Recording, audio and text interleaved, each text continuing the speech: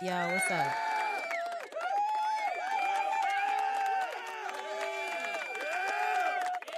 What's going on, everybody? How y'all doing? It's your girl BondyBlue. I'm back for another live. Okay. I'm having to do this in a way that I don't normally do because StreamYard is down. Um, so I'm actually I'm actually having a really hard time remembering how to work OBS. And if you're not, used to working it, girl, it could be a whole situation. But let me know that y'all are seeing me clearly, y'all are hearing me, and that we're doing good, girl. Cause when I tell y'all, I don't know what's going on, girl. I don't know what's going on. Okay, can y'all see me? Can y'all hear me? Like right now, my analytics not even like my analytics not moving. The stream health says I'm good. Okay. Child, I don't know what's going on with StreamYard, but StreamYard is down and you can't get on it. And that's how I normally do my lives. So I'm having to go and use other programs that I have not used in a long time, which threw me off. Like when I went in to make the live, like I figured by, oh, it was just a glitch. I figured it would be good by now, but it really, really threw me off. Um, so I'm even trying to figure out where I'm about to start today. Um, hi everybody. I hope y'all having a good day. Um, oh girl, let's start with some real light mess, okay? All right, I'm switching through a lot of screens right now, so please be gentle with a bitch as I try to figure it all out again, okay? All right. Is this it? Girl, why this shit so hard? Reset by Design Wellness while I'm figuring it out, okay?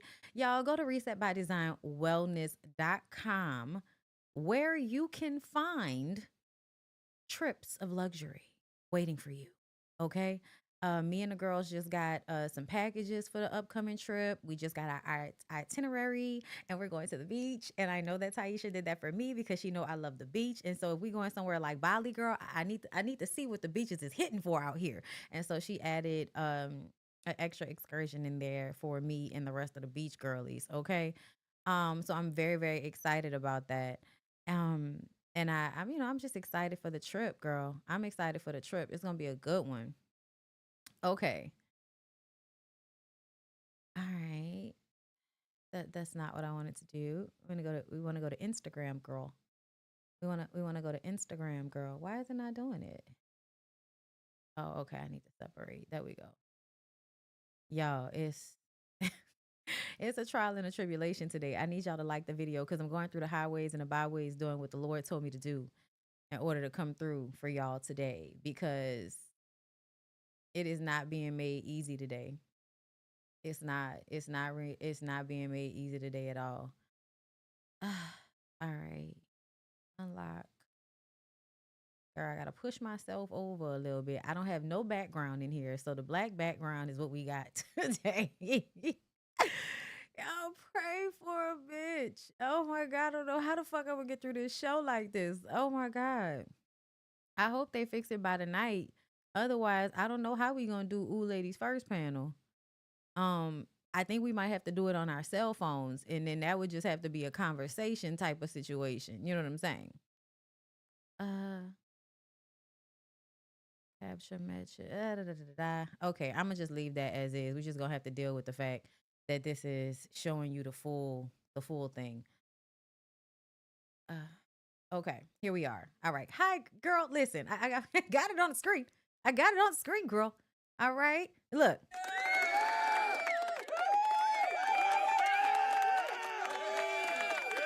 Yeah. I got it on the screen, girl. I did something right. Okay. I can't even see what y'all saying right now. Okay. I see y'all. Okay. I'm good. I see y'all. I have no idea how many people are in the room. Okay. No, no. I see now. It's like 300 people. Okay. Hey, 300 people. Hey, 300 people. How y'all doing? I hope y'all are having a really lovely Thursday. The Ooh Ladies First panel is supposed to be this evening. So, hopefully we can get it all together by then, girl. Um, But yeah, let's pray. So let's go ahead and get into the Yandy of it all. So you guys, everybody's reporting because that best friend could not let sleeping dogs lie. That best friend just had to come to us with even more of Yandy's proclivities. Whatever Yandy is doing in the dark, he's trying to bring it to the light. Okay. And listen, at the end of the day, the presentation of Yandy has been problematic, right? Because Yandy is the type of woman that views herself as a wife, even though she may not be legally married. Delusional. And then on the last season of Love and Hip Hop Atlanta, she decided she wanted to make Jasmine, Kirk's baby mom's, her enemy because she's a side chick. And I'm just like, girl, who the fuck cares? Like, the way y'all often try to put yourselves above side chicks is very weird to me because it makes me feel like you just want to be in a hierarchy where you can feel like you're better than somebody. And if your self-esteem is nestled on top of, oh, I'm better than them, yeah, that's some weird ass shit. I think you need to correct that within yourself because I'm rooting for you, Yandy. Okay, if you are actually cheating with this man, girl, I am rooting for you because at the end of the day, Mendices plays on your top consistently and without fail. He has a really good time humiliating you publicly, not wearing rings, telling you that y'all not really married right now, going out in the street doing whatever the fuck he wants to do. And then you come back to us, y'all gotta leave my family alone. Y'all have to stop this. Okay? And so the best award to a diva in a groovy nightclub drama is Yandy Smith Harris. Okay? Because, girl, what? How you gonna be out here pointing a finger at the side chicks and you getting you some dick on the side? I just don't understand what be going on with y'all. When y'all are getting your dick on the side, be easy on the side chicks, bitch. Be easy. Be easy. Cause ain't none of y'all supposed to be pedestalizing yourselves. Neither you or Mendices, neither Rashida nor Kirk is supposed to feel like they that much fucking better than the women that these niggas go lay down with. Girl, what's going on? She's back on the streets. Okay, we ain't got time for y'all with the music, okay? But y'all know this is the best friend, right? Her and the best friend go out, but really it's so that she can be with that man. It's really so that she can be with that man, right? And so the friend Bryant is spilling all the tea. Y'all know he was making his way down, walking fast, faces past. He was homebound and he was on the phone and he was running it to us, the internet, because he was acting like he was on the phone with a homegirl or that he was in a therapy session or that he might have just been, reliving these moments himself. Y'all know how you just be walking and you really talking to yourself, but you talking to the internet. It was given he needs to go to therapy. Now he needs to be online spraying his friend because back then when you was helping her do all of this fugazi weird ass shit, you was helping her do it, and now you wanna blast her for it, money. It's giving a little weird for me. It's just giving a little weird for me. That's all. Like I feel like you can't go too hard on Yan. You can't go too hard on Yan, sir. You know what I'm saying? Yeah, I see that it keeps blacking out, and I don't know why. And this is why, like, this might be a difficult stream to get through today. So I'm probably not gonna be up here that long because this shit making my nerves bad. But we'll just see. We'll just see. We'll have prayers. Okay. But this is the man that she allegedly, okay, here in the seersucker. Okay, this is the man that she was allegedly out here fool lying around with. Let me see. I believe I saved another one. Here you go. Yeah, this was another one. Michael Adasi, London Bridge is falling down. This is that fine gentleman and I was telling y'all about and the room in London. Um, so yeah, I kind of feel like my friend Yanni said up here, we're actually happy for her. That's a nice looking man. That's a nice looking man. And I just kind of feel like I don't know why Yandy feels the need to live a fake life. I don't know why you want to pretend to be the consummate wife to a cheating ass guy.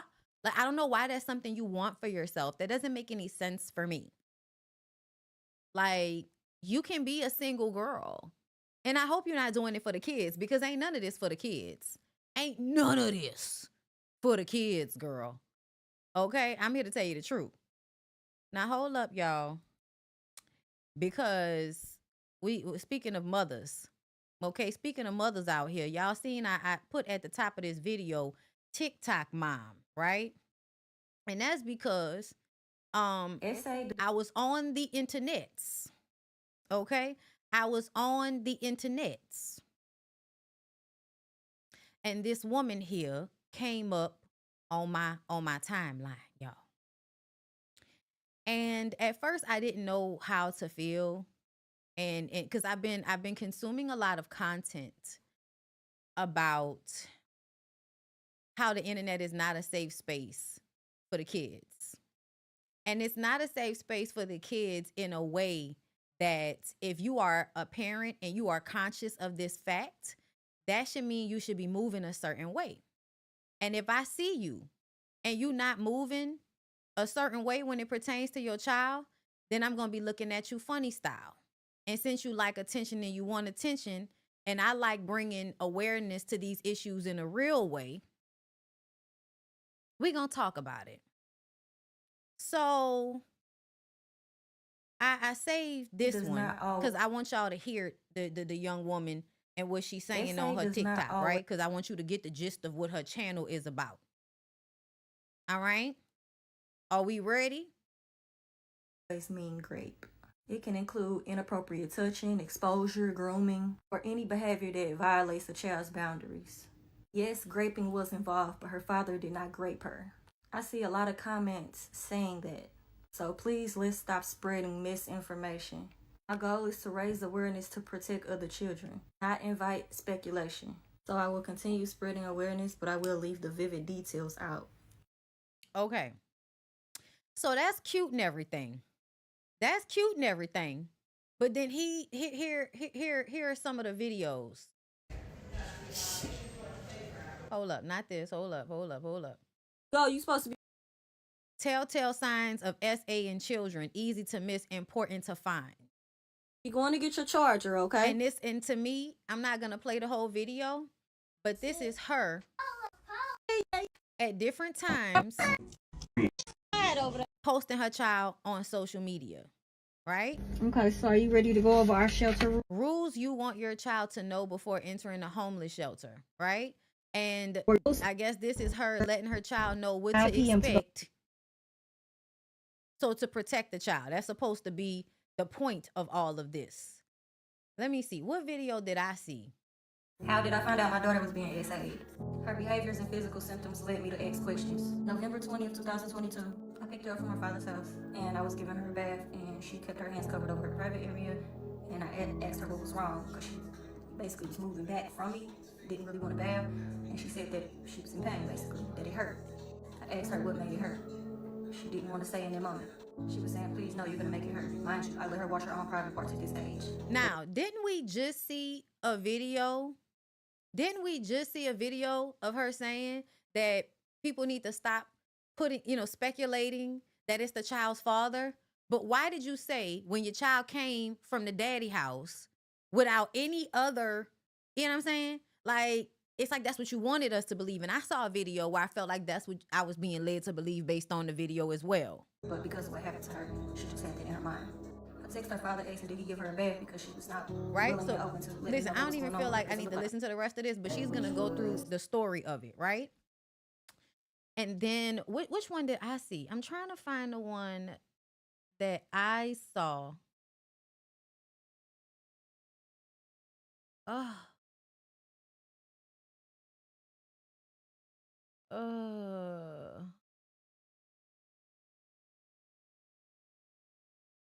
I'm trying to find it because the one I saw.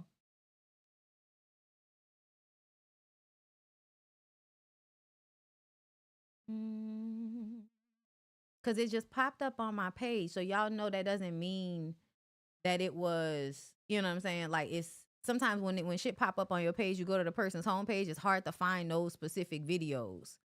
And I was trying to find the videos.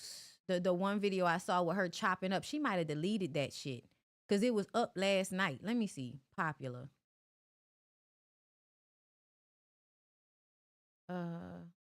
Oh, this. This is the video I saw, y'all. And it says this is what CSA looks like.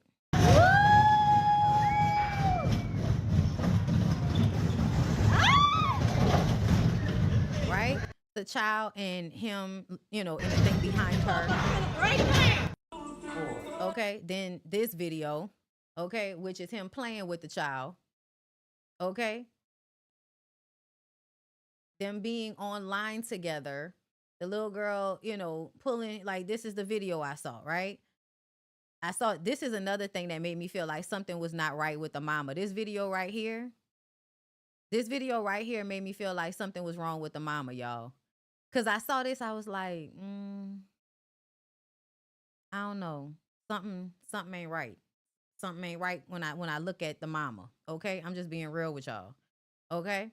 But the way she had this man in it, like in the videos, also then at some point showing him with the child as like here, right? So then this would also make me feel like you're saying the father is responsible for assaulting the child. Like that's what all of this would then bring us to conclude, right? And so then I also saw, where was the other video? This is the one I saw. What do I get out of Hold up, let me see, because I want to make sure y'all can hear this. Hold up. lying? What does my child receive out of lying? Ma'am, let's set the record straight. I released my baby daddy. I'm always the one releasing him, and then when I want him, he come right back. That right there. That right there. If you really feel like this man is disgusting, then there would be no value in him coming back to you. You would not talk about that as if that's a flex. Girl, what is you talking about? I can have my baby daddy any day. That's how it always been. He always wanted to be. Can't wait till you get locked up for teaching her to lie on her father. Get over it. He doesn't want you. With me, so you could have used something else other than that. You already know he loved my dirty draws. You mean a man that you seem to be framing as a child abuser? You sitting up here saying he love your dirty draws. Do y'all see what I'm saying? So when I saw this, I was just like, okay, bitch, you reading is ignorant, right? You reading is ignorant, because what are you even talking about? I don't want a man that would assault a child to want me. The fuck is you talking about? And these are the things that people say, and you, like, people don't even be paying attention. Like, girl, what do you don't even know what you're saying. You don't even know what you're telling us about yourself in this moment. And everybody look at me like I'm crazy and like I'm this mama that's Delulu and this stuff never happened, but this is the stuff that my baby told me. I didn't come up with this myself.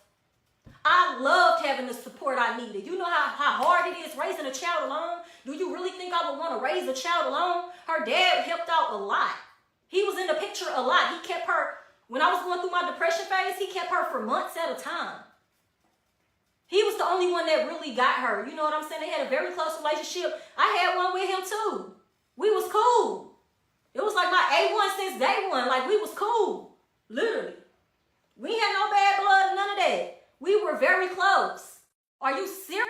Okay. So I don't know what that's about. Okay. And then the way, you know, her daughter is a part of her content in a way that makes me feel uncomfortable that you continue to put her on the internet. Hold up. Okay. Sound is unavailable. They must have took the sound off this shit. Let me see.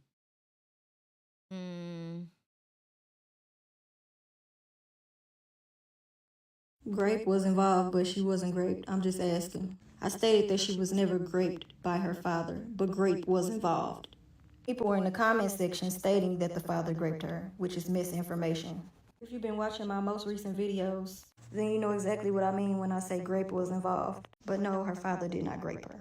He groomed the environment and allowed it to happen. He forced her brother to do what no child should ever be made to do. Please stop twisting my words. I'm raising awareness, not inviting confusion. No, you are absolutely inviting confusion. You are absolutely inviting confusion because you are exploiting this for a check. And then you act like that's not what you're doing, but that is what you're doing. What you've learned is how to exploit your pain. That's what you've learned. Are you serious right now? What do I get out of line? What do you get out of lying? What do you get out of lying? You mean besides attention, people empathizing with you, people giving you a way to make How did I find to make money and not, you know, and to take care of yourself, because you obviously are having a hard time, seeing as though you were, you know, in a homeless shelter and all of that. Yeah, TikTok and social media can make you money. It can. It absolutely can. I feel like something is wrong with the mother. And I think that somebody needs to check on the child.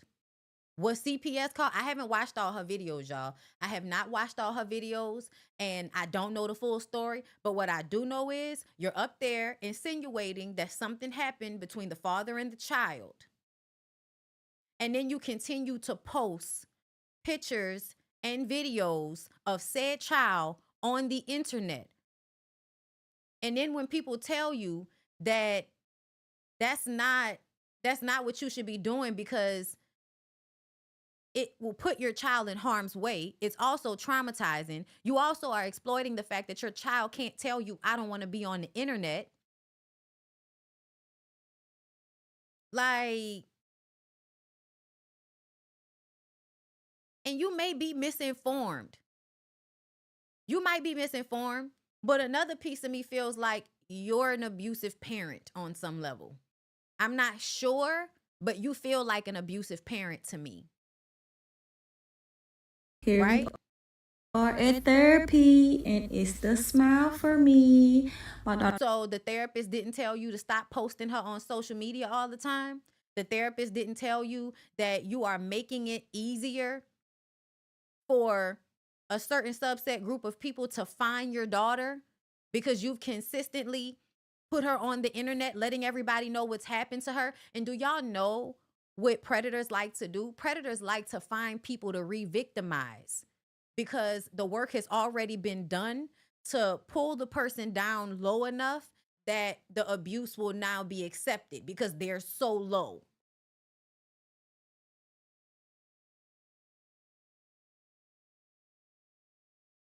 Like, I don't like this shit. I don't like this shit.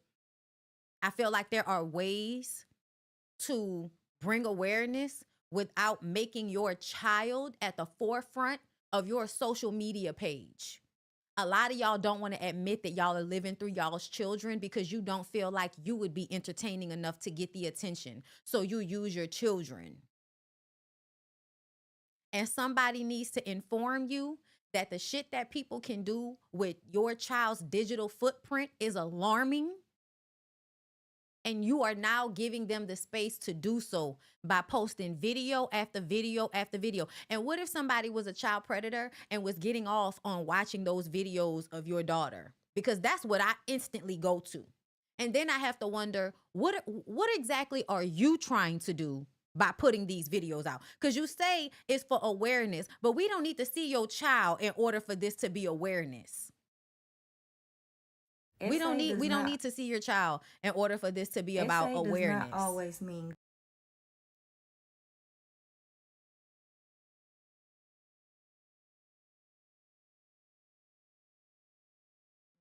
Hold up, y'all. I want to see if I can find. Are y'all following me on TikTok, girl? You should be.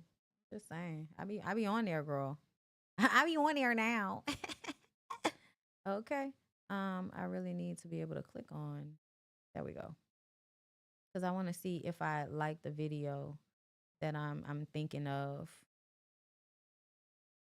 So when I tell y'all I be down to the tickety talk, I be down to the tickety talk.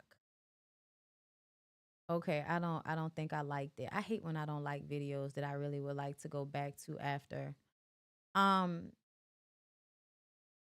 But there was a video of a mom. There was a video of a mom who hold up, y'all. I don't know why that happened, y'all. I don't know what's happening. Give me a second. Yeah, I don't know what's happening. I don't know why that looks like that.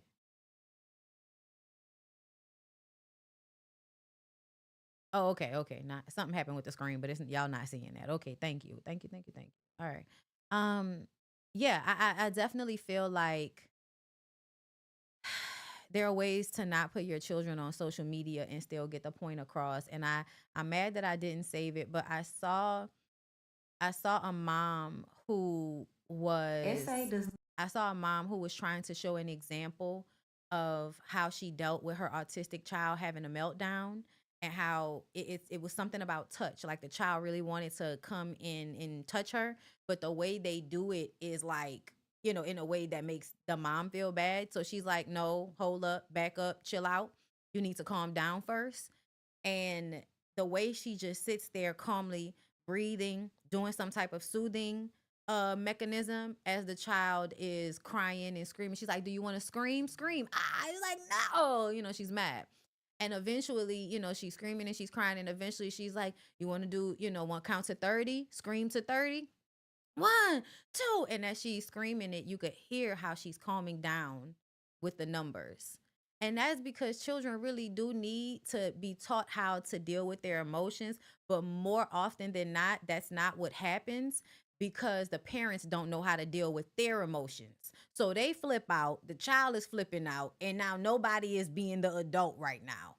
And then you're expecting your children to grow up and be able to deal with life's, ups and downs in a healthy manner, but you haven't really taught them how to manage their own emotions, right? So for me, I just feel like it's so important to teach that. But when I was watching that video, the child was off camera the whole time. You could hear what was going on. And at the very end, the child had calmed down and runs across the screen really fast. So you saw that it was like a child, but you could not see the child. And you could tell that the mom was making a conscious effort to show you and bring you awareness on how to deal with the child, but to not put them on the internet in a way that exploits them or harms them, because this is supposed to be about education, which means I don't have to put my child in harm's way to educate other mothers. And when you feel like it's okay to put your child in harm's way so that you can educate other mothers, that means that you have something's wrong. Like you don't have the right mindset to be doing that if that's what you think is supposed to be happening, because there are so many people in the comments that are defending her. There are people in the comments that are saying stuff like, "Girl, you need to get your kid off the internet. You need to take her off the internet. You need to be protecting her boundaries," like that type of shit. People are saying that. And other people are coming up to say she's just telling her story, and y'all can't tell people what to do with their kids and all of this shit, right? It's not in these comments. It was in some other I think it was in that main one that I showed y'all, of her showing all of the different things, you know. But look at this, y'all. This has 6.1 million views. Girl, you supposed to. 6.1 million views. You have no idea who you have now shown your child to on the internet. And I really hate the fact that as I'm showing it, I'm also showing her. I hate that. But I'm also, hoping that this is more so important to let y'all know that this mother is doing this, and not because I feel like the child needs to be on the internet. You know what I'm saying? Um, but yes, I don't like this. There is a GoFundMe, single mom in need of a lift link. She got 91,000 followers. And there's nothing wrong with asking for people to pay you for your content, because I do content, but I do content, not a child. So yeah, y'all, I just wanted to bring awareness to how everybody needs to be way more mindful of how they put their children on social media. And I think it is okay, like as regular people, when y'all are sometimes posting things with y'all kids, because your family and your friends who love you and care about your child obviously want to see your child like, oh my God, so cute. But also, you have to keep in mind that there are people that can now take pictures and videos of your child and then go AI them into pornography.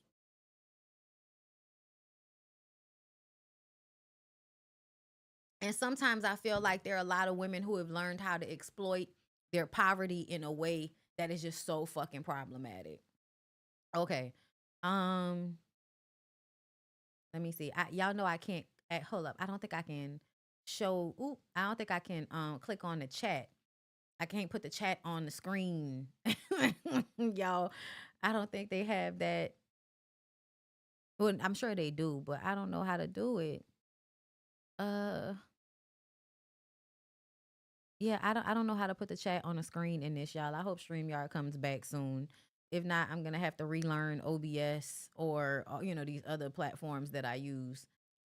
Oh my god, let me see what y'all are saying in the chat. J Ray, thank you for the super chat. I'm at the point family vlog pages channel shouldn't be able to be monetized. So it is disincentivized, child. I know what you're saying. It was just hard for me to get it out. Disincentivized kids being exploited by their parents who rarely save the money for the kids' future anyways. No, real shit. Real shit. Real rap. Real rap. For real. Let me see. Was there okay, there was another one. Monique W, thank you for the super chat. Thank you for going live. I'm so glad that you are talking about this story. It is sick and weird. Both parents need to be locked up. Absolutely. Like I'm definitely looking at the mother. Like, were you attracted to a predator because you're a predator too? Because, moms can be predators too. They can. We have to be careful with that because men love to weaponize anything against women. You know what I'm saying? But at the same time, we got to be fucking for real. You know what I mean? So let's move on. Oh, okay. So I talked about this on my Instagram live yesterday, but I saw this, and this is what sparked my new pick me anthem, which I'm gonna play right after this. Women are brokies too. And what I mean by that is all they have to offer is their body. You empty. If all you have to offer is that's prostitution. Man, Okay, let's be fucking for real. I know a lot of y'all don't like to hear this because y'all envision that women giving coochie is just some, effortless thing. And I disagree. I disagree so heavily. I feel like sex is extremely energy sucking. Like, sex is exhausting. And I think it's really weird when a woman says that sex is empty. And so the woman is empty because all she has to offer is sex, as if sex is not the pinnacle of men's desires, and their access to pleasure is usually through some woman's legs. You devaluing it doesn't make the woman empty. I think it makes you empty. See, I believe that coochie is extremely valuable. I feel like coochie is extremely valuable. I think every man, no matter whether they are attracted to women or not, are using women in some type of way. In some type of way, a woman can be a gay man's advantage and a straight man's advantage. Even through just sex. But I feel like, first of all, I feel like all women innately have value just because they have coochies. I do. It's more than that, but I do feel like just down to that, I feel like no, coochie is extremely valuable to the point that they spend so much time, effort, money, energy trying to convince you that it's not valuable so that you will lowball yourself. The whole society is teaching women to lowball themselves so that men who are not worthy can have access to them.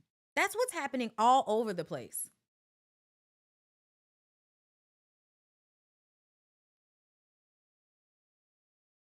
So it's so weird when you hear women say things like this, because it's like, girl, so are you saying that when you lay down with a man and have sex with him, that has no value for him?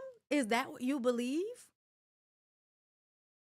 In real life, women who are actively sex workers, and I'm talking about grown adult women that are sex workers, not children who have been groomed into sex work, but grown adult women who are sex workers have a set price that they're not coming off of. And if you can't afford them, then you can't afford them. The women that will lower their price will lower their price because of love. They will do shit that is extremely valuable for free because of emotional enmeshment. Can't we all agree? Can't we all agree? We can't all agree on that? If you get it after a meal, it's straight up prostitution. Okay. Now what?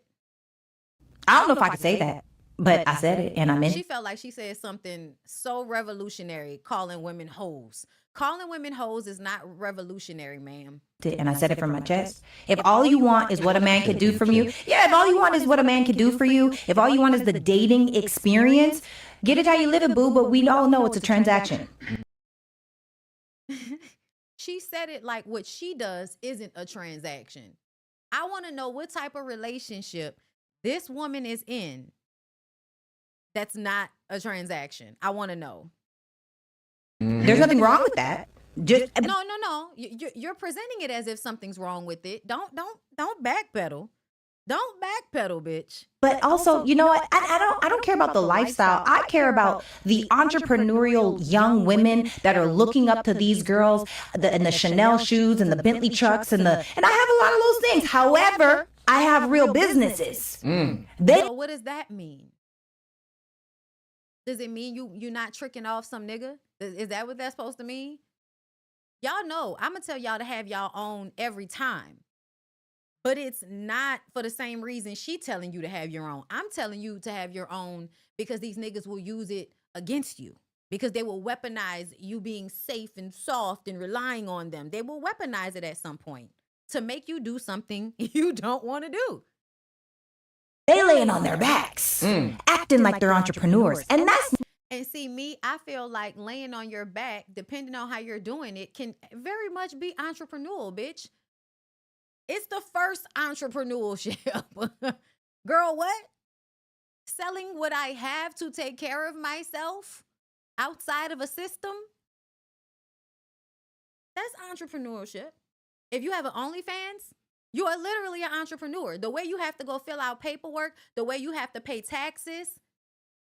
What are you talking about? Also, even if the girls are fucking on the back end for cash, what they do on social media has a W-9 form?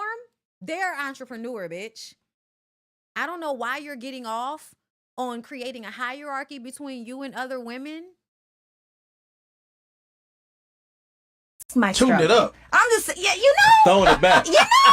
Look at the men. The men are quiet because the men don't have a problem with this. Is that, I don't know if that's too honest. I don't know. Is that too honest? No, I literally was telling one of my friends, Some of these women are, I said, man, social media is becoming like legal prostitution. oh my God, yes. Anytime And why are we upset about that? Because prostitution is happening anyway.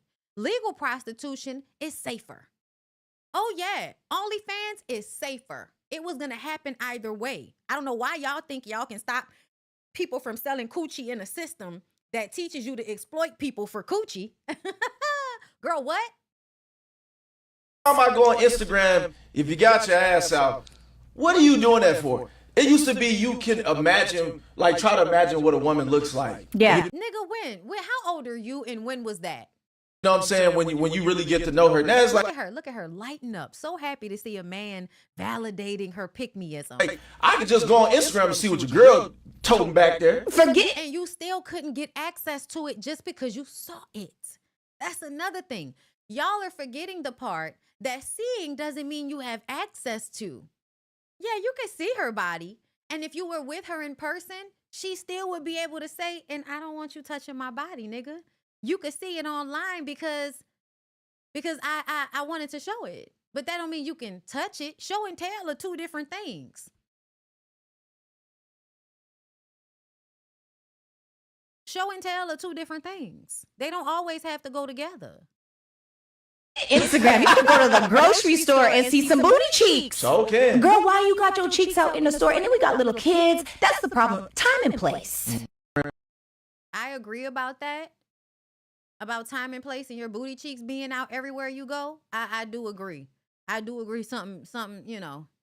If y'all are just walking around a regular day with the bottom of your ass cheeks out, we need to talk about that. We do. We need to talk about that. But also, that's not the most important part to this. The most important part to this whole thing is how much of a pick-me that young woman is, to the point that I had to go and make y'all a hit.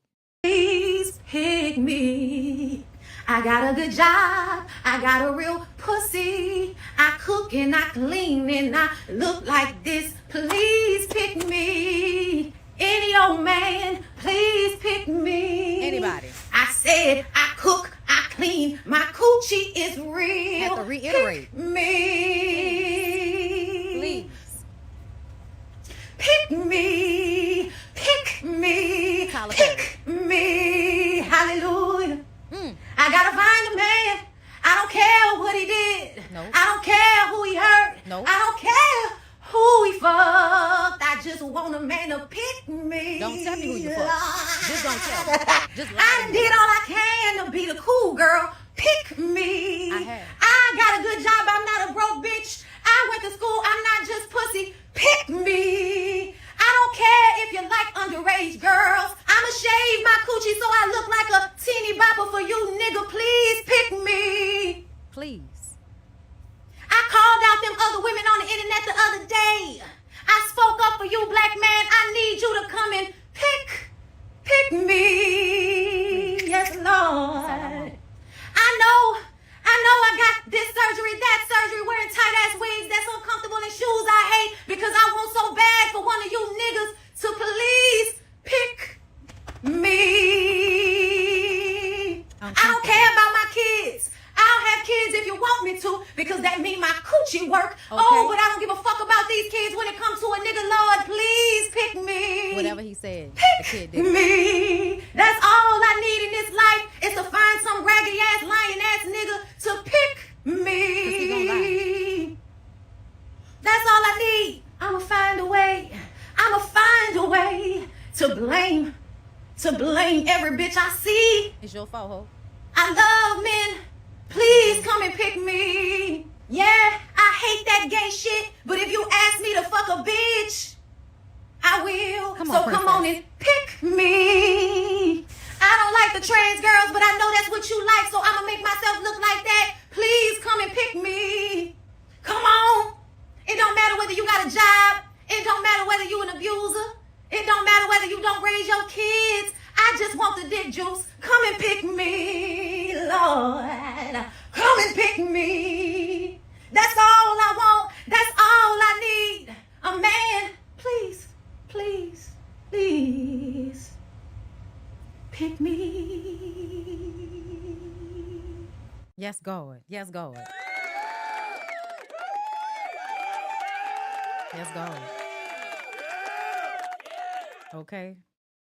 Coming to a spot near you. You heard me. Coming to a spot near you. All right. I wanna, cause there was a story I wanted to talk about.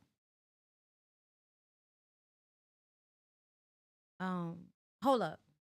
I also want to remind y'all that this is the same woman that sat down with Waka Flocka and said that in a scenario where she had to save her spouse or her child, she would save her spouse. And Waka Flocka agreed with her. And they were in agreement that both of them would pick each other over a child. And I feel like that means I hope you don't have any because you shouldn't have any. I don't think you should have children if you feel that way. I remember when that story originally came out on the blogs, because I remember having a conversation with Lyric. And I was just like, I'm not stopping it, but I don't want it. But if it came, I'd be happy. But if I were to have a child, you know what I'm saying? Because I said, I'm only 37. Hoes be getting pregnant in their 40s nowadays. So who knows, right? But if I were to save, especially if I'm like, in labor or something like that. If I'm 3 months pregnant, save me, nigga. We don't know that baby yet. Save me. But if I'm like 8 or 9 months pregnant, please save the child. Please save the child. Because if I live and you let that child die, I don't know if I'll be able to go on, or I don't know if I will be able to forgive you for not choosing the child over me. Because I would actually love my child more than myself. in a way that I would feel the need to sacrifice myself for that child. So I don't feel like people should have children if they don't have that mindset. I'm sorry. If y'all feel like y'all should save a spouse over a child, I think you shouldn't have children and you should just have a spouse. Because I don't think you have the right mentality to have a child. I just don't. And I think a lot of people don't have the right mentality to have a child. But she's the type of mom that will pick her man over the child. To me, that's your Lynn Whitfield when she grows up, right? Y'all remember Lynn Whitfield's character from Medea's Family Reunion? To me, those types of parents, they turn into the mom who is basically going to trick her daughter off for a man, because what's most important to her at all times is a man, which is why she's a fucking pick-me, which is why I made the song. Thank you to her. She's a pick-me.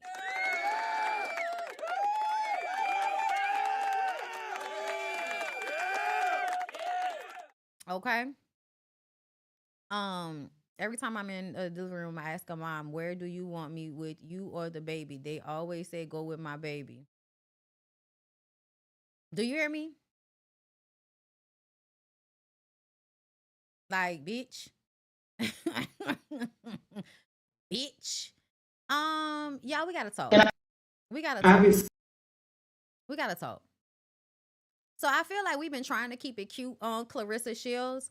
But Clarissa, I'm about to tell you right now, the reason why people are tagging your ass up, like, we're going to point out when you're not all the way right, when you have like a flicked look or a flicked walk, or you look goofy or you look lame, we're going to start calling that out even more so, because I feel like there's a prototype of personality of an obnoxious male or female, but there's always an obnoxious fucking like personality type that wants other people validation so much that they internalize it and turn it into disgust. I don't know if y'all have ever peeped that with like people that are a little bit slow or that have, certain syndromes and shit. Like, I'm really not trying to be offensive, you guys, but what I've experienced is that in some of those, not all, but in some of those situations, and in most of them, in my experience, I've experienced, especially from boys, if they were a little bit slow in school, they always were negging you. They always were saying mean shit to you.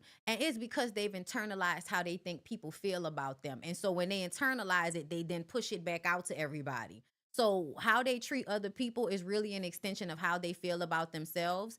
And because they are slow in some capacity, we've been taught to like, oh, ignore them. Don't make fun of them. Don't be fucked up to people just because they, may have some type of issue that everybody else doesn't quite have. However, I feel like these people are still being socialized in our society. So the stupid shit they do, they've picked up on from the rest of society, just like anybody else would in this system. But we like assign it to them being slightly slow and like, we'll excuse it or we'll bully those people. It just depends, right? Clarissa reminds me of that type of personality. We talked about that like a while ago, where it seems like they jeer. You know what I'm saying? They like to poke at you for some reason. And Clarissa reminds me of that type of person, where that how they are responding to other people is an extension of how they feel about themselves. They feel like they don't fit in. They feel like they're unlikable. They feel like they're not attractive. So even though in front of everybody, they're going to, be their biggest cheerleader in front of everybody else, that's not really how they feel about themselves. Because if they really felt that way about themselves, they would not harm their image by the way they interact with the public. Clarissa is self-sabotaging herself with the way she moves on social media. Even her relationship with that nigga is like her sabotaging her career. You have a movie coming out. This is about to catapult you into an arena that you weren't in before. And instead of it being about you and who you are as an athlete, you've decided to make it about who you are as an insecure woman who now has the battery in her back that comes from being a fighter. Because if y'all notice, people that are boxers, float like a butterfly, sting like a bee. You know what I'm saying? Like, there's a level of gassing yourself up in front of people that boxers learn how to do. Right. And it doesn't. And we often find out, not with, Cassius Clay, Muhammad Ali, not him. He was like smart and and had integrity and, you know, all of these great things. Like Muhammad Ali is like one of those examples of somebody that even in, you know, they fucked up shit, don't get me wrong, they still was out here standing on business, and I'm low-key not upset about it. You know what I'm saying? They deserve to be able to talk their shit the way they do in the boxing ring, but also the way he stood on business in real life. Like I do feel like that was an extension of who he was as a boxer. With Clarissa and other boxers like her, like Floyd Mayweather, like you find out, yeah, they have all of this fucking money, but they're ignorant as fuck. They have all of this talent, but they're ignorant as fuck. And the ignorance comes from not really feeling how they're gassing themselves up. When I feel like when there starts to be like this disconnect between who you present yourself to be and who you actually are, meaning what you want people to think you feel versus what you actually feel, when there becomes so much space between that, those like something's wrong. That type of disconnect will showcase in other ways. It'll bleed out in other ways, right? Every day, y'all, every fucking day, there is a Clarissa Explains It All ass post. The most recent one to go viral was her tweeting that Angel Reese didn't deserve to win sportswoman of the year award at the BET Awards. Girl, it's the fucking BET Awards. Like, this ain't ESPN. Like, yeah, all awards matter, but it doesn't matter as much as you actually winning your championship. Like, you winning your belts in a ring should matter way more than the BET people giving you a award, which is based off of popularity a lot of the time. So she says, still don't know how I didn't win the sportswoman of the year for the BET Awards, but congrats to Angel Reese and all the other nominees. I just thought accolades mattered. To me, you didn't call out anybody else but Angel. And the reason why you did that is because you feel like Angel got it because she's prettier than you, or she's more sexualized than you, or she's lighter complected than you. And you probably are right on some level. Is that Angel's fault though? No. It's not Angel's fault that she is a preferred aesthetic for our fucked up society. It's not her fault.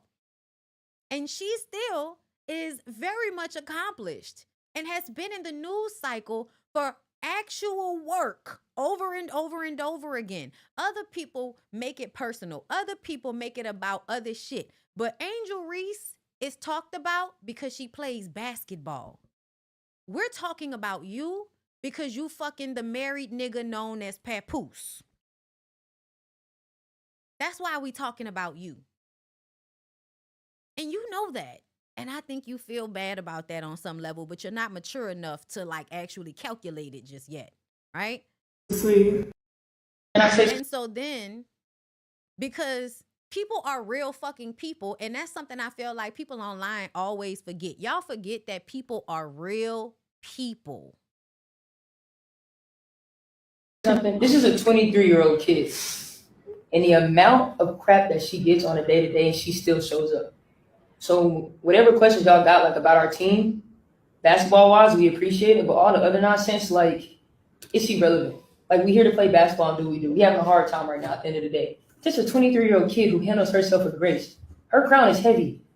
So whatever else, like, y'all want to come at her for the way that she acts, she has to build the wall. She has to have the wall. Because if she doesn't, people will break her down. Not only just because of the way she looks, but it's because of the way she carries herself.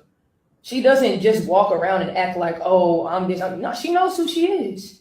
And we ain't going to break her down for that. So whatever other questions y'all got, like, I'm hoping it's just about basketball, maybe a box score question. But the kid's crown is heavy. Like, respect that. Can I say something? This is a 23-year-old.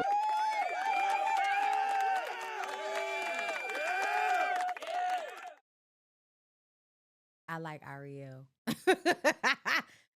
It was just so well said. It was so well said. And it just reminds me that people really have sense sometimes, because you forget that people have sense. This is my third one. Obviously, it really meant something to other people today because it's me. And I just focus on basketball. I come into work every day and work. I don't complain. I don't care about anything else. I have bad days. I haven't been playing well at all. And I can sit here and just mope around and point the finger, but it's been me. And I take accountability. I come in every day and try to be better than the next and better than the last. And I know my teammates trust me. I know they have my back. Ariel has my back for everything. And I just love that being a part of a team that I know really trusts me and trusts my work, and everything else is everything else. I'm just here just to come to work every day and go home. That's all I want to do. It's just come to work and being able to enjoy my job that I love. People would die and kill to have this job. And being able to play with the best players in the world means a lot to me. I put my all in this. I do. Obviously. I feel bad. I feel bad for her. I feel bad for people who can't just do their thing without people bastardizing it, people corrupting it, right?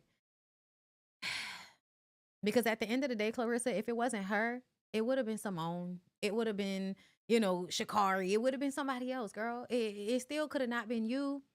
Everybody up there was supposed to be up there, and you singling her out really was just an extension of you being jealous of her beauty. That's what I think. Because I think a lot of people are obsessed with the way Angel Reese looks, and I think a lot of the times when you are beautiful and you are aware of your sex appeal, and you celebrate that about yourself, there's always going to be people that hate you for that, just for that alone. They'll build their case with all of this other shit, but they basically hate you because you like being you. That should be weird when you really think about it. Not you being mad because a bitch like being pretty, because a bitch like being fine, because a bitch like being good at her job. Like, oh, my bad. Like, I guess I should hate being me, bitch. Are y'all okay? They're not okay, girl. They're not okay.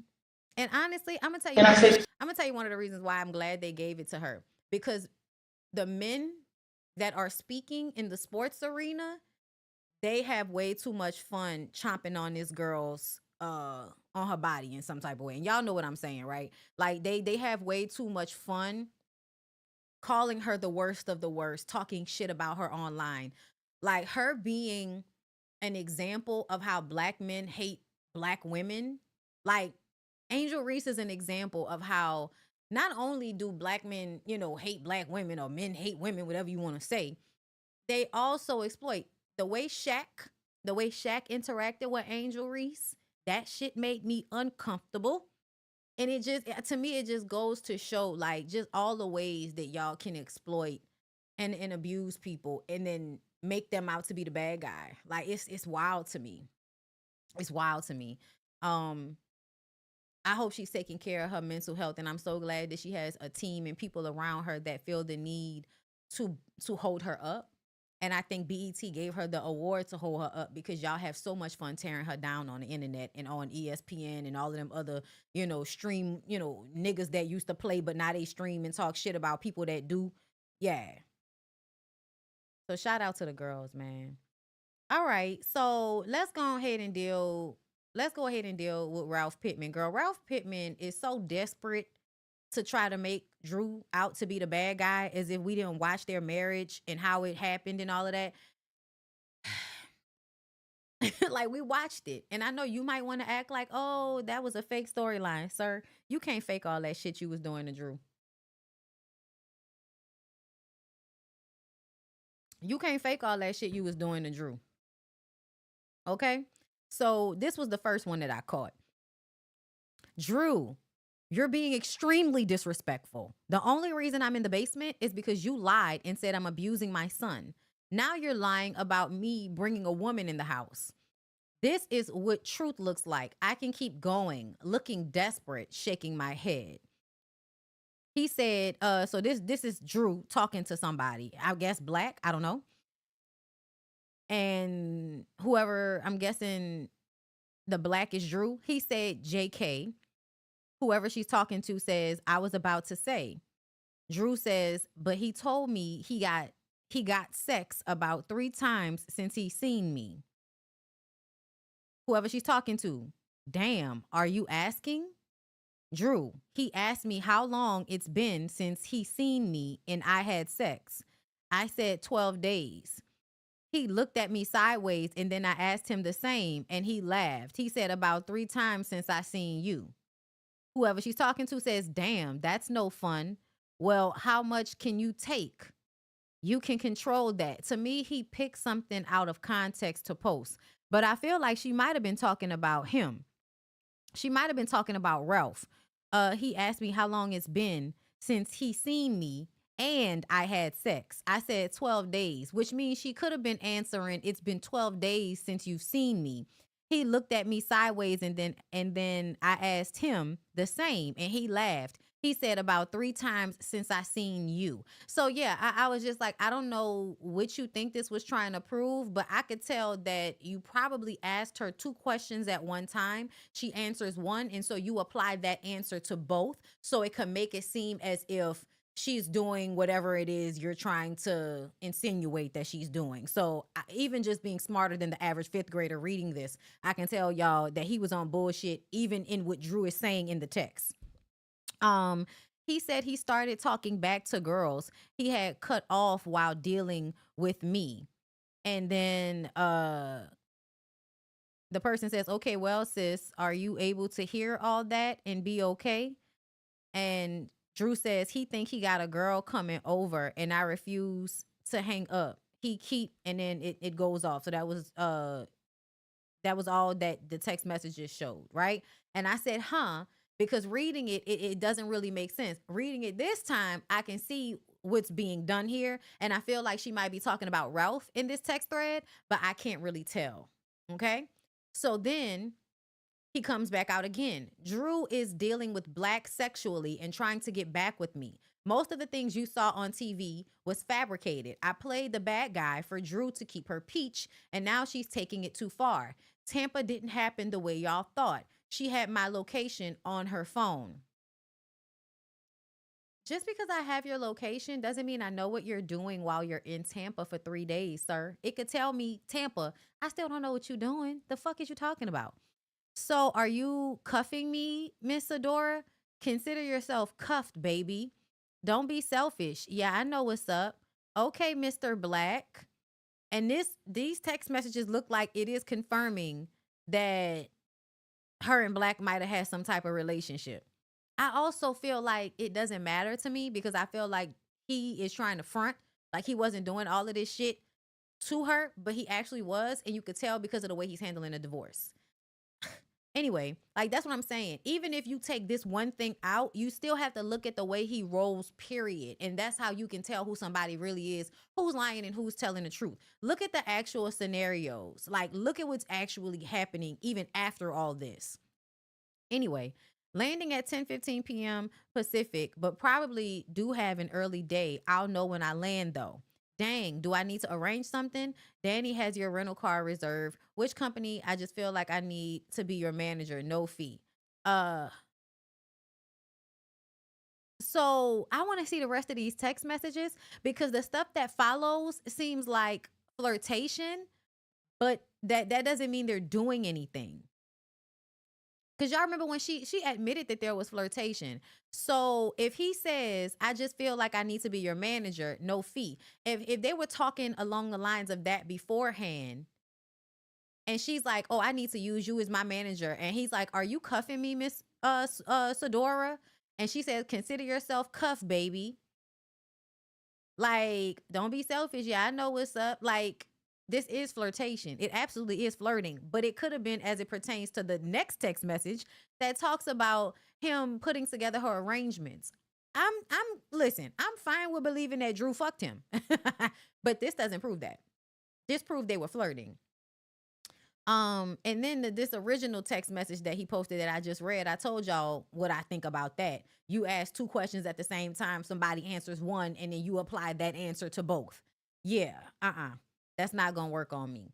Then he proceeded to post the pictures of her and Ty. And when I saw this, I was just like, oh, this is so cute. Oh, this is so cute. See, it's good. Okay. That's how I felt. It was cute. They look cute. It's crazy how I'm called a serial cheater with no receipts when the affair that ended our marriage is denied, like explicit details haven't been out there for years. Keep crying for the cameras and telling your fake truth, but don't confuse acting with innocence. And this is between her and Ty. That's me, baby. Oh, thank you. I love you and miss you so much. Like, you don't have to tell me. I feel like we know her and Ty were fucking. Like, I think we know that. And I also feel like, I don't care what he's talking about. Women were telling Drew that you gotten him pregnant. You left and went to Tampa for a few months. You told Drew that she wasn't worthy of a Lunchable. Then, as you are going through this divorce, you consistently do things that I feel like are fucked up, like trying to take control of her businesses, trying to get more money out of her. Why are you caring about what she's doing with Black when y'all are going through a divorce? The situation with Black has been after y'all have moved into the basement and in her up. Like, why, whenever men are trying to point out that a woman cheated on them, but the evidence is from after the breakup, like, we all know they're not together. Whatever she's doing is fair game. So I don't know why everybody keeps trying to use it as if it's gonna mean something. They're not together. If she's fucking Black, she's within her right. That's how I feel. That's how I feel. So just the way he's trying to make her out to be the bad guy in all of this, it's just stupid to me.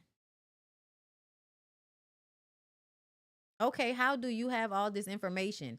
People rock with me in real life. They see the real me and not the TV edit version you only know, which means that, like a lot of narcissistic abusers, they've made themselves look like a great guy to the people around you so that the people around you will inform them on you.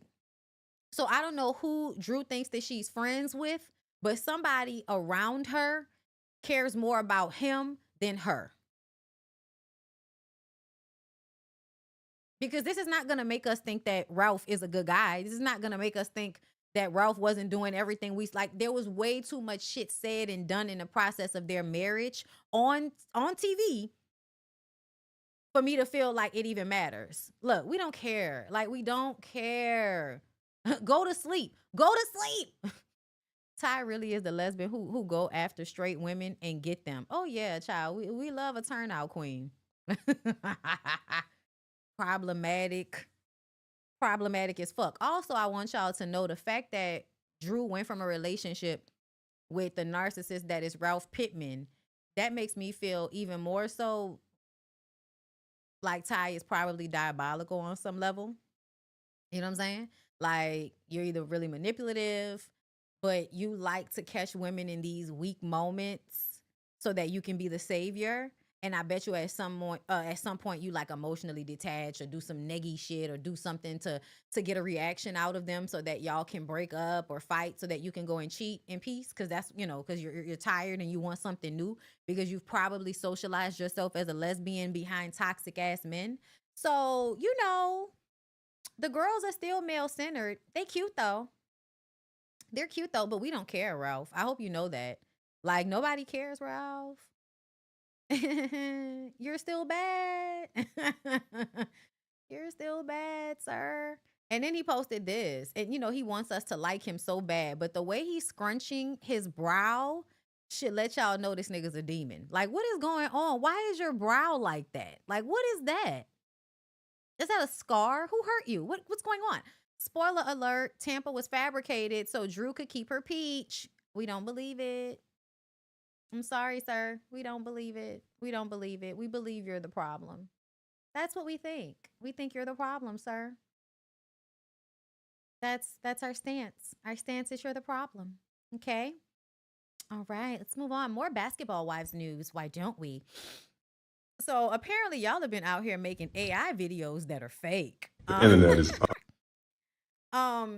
Before we get into him, I heard y'all did it with Faith, Judge Faith, because I thought that Judge Faith and Kenny Lattimore apparently had broken up, and I didn't know this. I saw her post about the Diddy trial. She was one of the people that was acting like they didn't see the RICO, and so I automatically was like, okay, I have to remember how male-centered Judge Faith is, because there's a level of women that are educated and they really have a blind spot to their lack of empathy and to the hierarchy thing that they play into, right? So they're ready to take on the arguments of abusers because on some level they agree, right? And I think you should check yourself when you agree with narcissistic abusers. I think you should check yourself about that, right? A dead clock could be right twice a day, but you should check your logic a little bit and see if it's lacking in empathy. But either way, I remember once I saw the video of Judge Faith being one of the first people to get online talking about, I don't know if after week 1, what we're seeing here is a RICO. Okay, y'all know. I was just like, okay, bitch. Then I get on TikTok and I see an AI generated video talking about how she and Kenny Lattimore broke up. I saw it in passing. I didn't really give a fuck, but it made me be like, oh, okay, so that one, I guess I was right about that one. That's all I thought. And then I went on because I don't really care about Judge Faith and Kenny Lattimore's relationship. If I did, I'd have brought it to y'all, but I don't care. Okay? Because I just don't care. But that AI video is now causing Judge Faith and Kenny Lattimore to sue people. Now they're suing the creators that made the fake AI videos. And I'm going to tell y'all, as a content creator, I don't play those games. As a former journalist, I really don't play those games. So I don't have a problem with people being sued for disseminating knowingly false information. I really don't. If you want to, chance it because you care so much about going viral, then you should be sued. And I hope you have the money to back it up. I would never knowingly put out a lie. I would not. That's why I'm very careful about the way I talk about stories and the stories that I talk about, because I want a whole bunch of people before me to have posted about this before I do, because you're never going to be able to say the lie came from me. That's not how I move, right? So I don't have a problem with them suing these people, but I don't like the way y'all say YouTubers or content creators, like all of us are rolling like that, when a lot of us are not rolling like that at all, okay? But let's hear this other AI story, because apparently this is one of those AI stories going around. Jackie Christie cheated on Doug Christie with his teammate Chris Webber and got pregnant. They kept it a secret from Doug, and he raised the baby as his own. And 20 years later, he finds out it ain't his. And Chris Webber stayed close and played an uncle role to the daughter all her life. Damn, that's diabolical work. And so this is some man saying this, right? Undefeated, huh? That's why I'm going to give this friendly reminder to some of my friends out there that you can't believe everything you read, see, or hear on the internet. You cannot. Especially when they're all lies. No proof, just made up lies. The internet is undefeated. You're not going to defame my name. Of course the lawyers are in action. Of course the lawyers are in motion and are motivated. But that's that. Enemy wants us to be distracted, man. Gotta put your blinders on. Stay focused, man. Stay focused, man. Stay focused. All right, I'm going to tell y'all, he creeped me out a little bit. I'm not going to lie. Chris Webber creeped me out. That little end part. Why are you talking so slow, sir? I'm creeped out. I'm low-key creeped out. I certainly am. And I don't know, and I don't think any of this is true, because I think that the daughter looks looks like him. I think that's why I thought maybe that it wasn't true that Chantel wasn't Doug's, but everybody was like, no, Chantel is Doug's. And I'm like, that makes sense. They look just alike. But they do.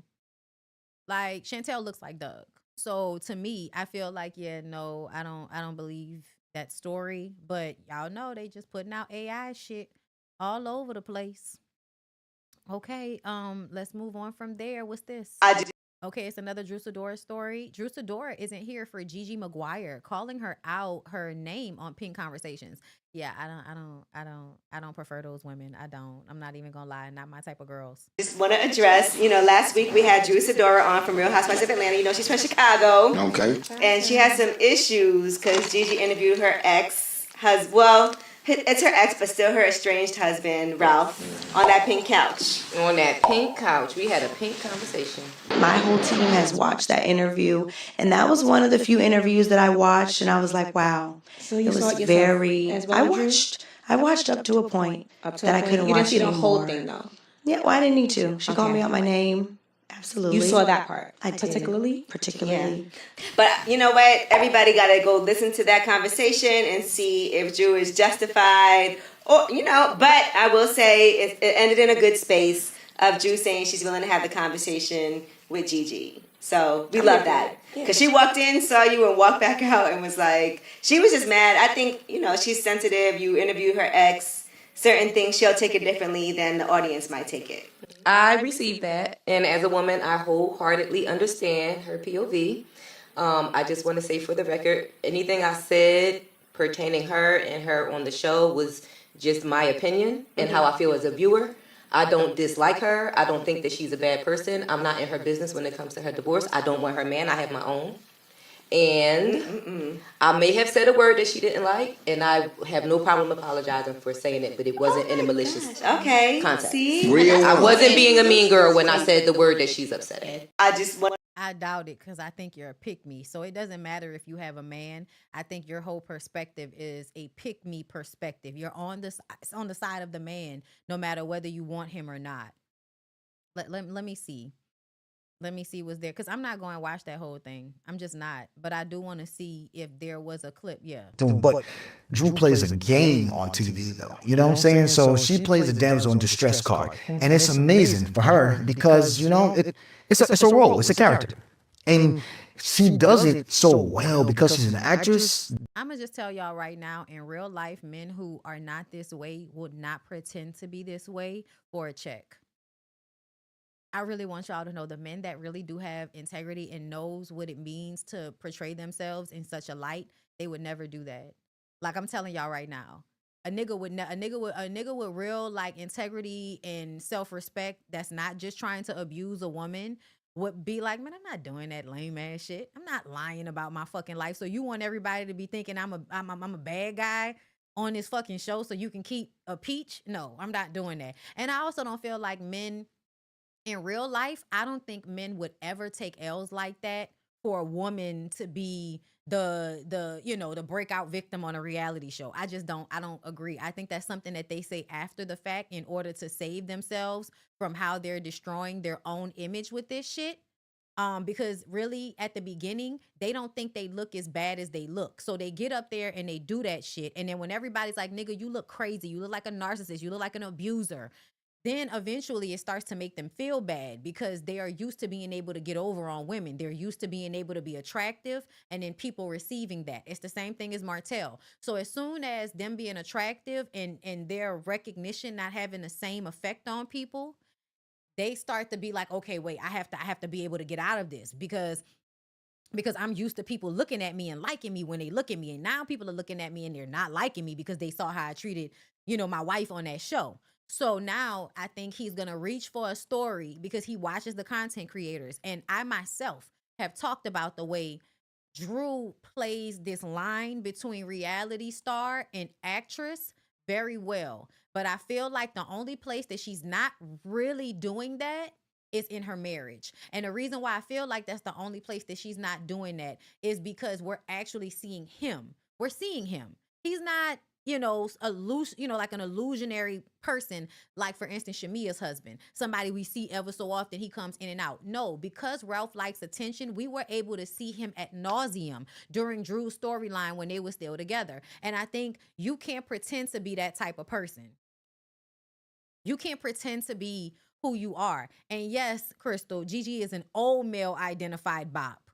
Like, girl, 90s, 80s baby. Pick me. That anything goes. Like she can go and she can throw a rock, hide her hand, and then cry about it. That junk is so. For a while, I could never really talk about it. Now I can, of course, because we're going through our situation. But that's the game that she plays. You know what I'm saying? So it works for her. So is it a gift and a curse being married to an actress? I wouldn't say it's a.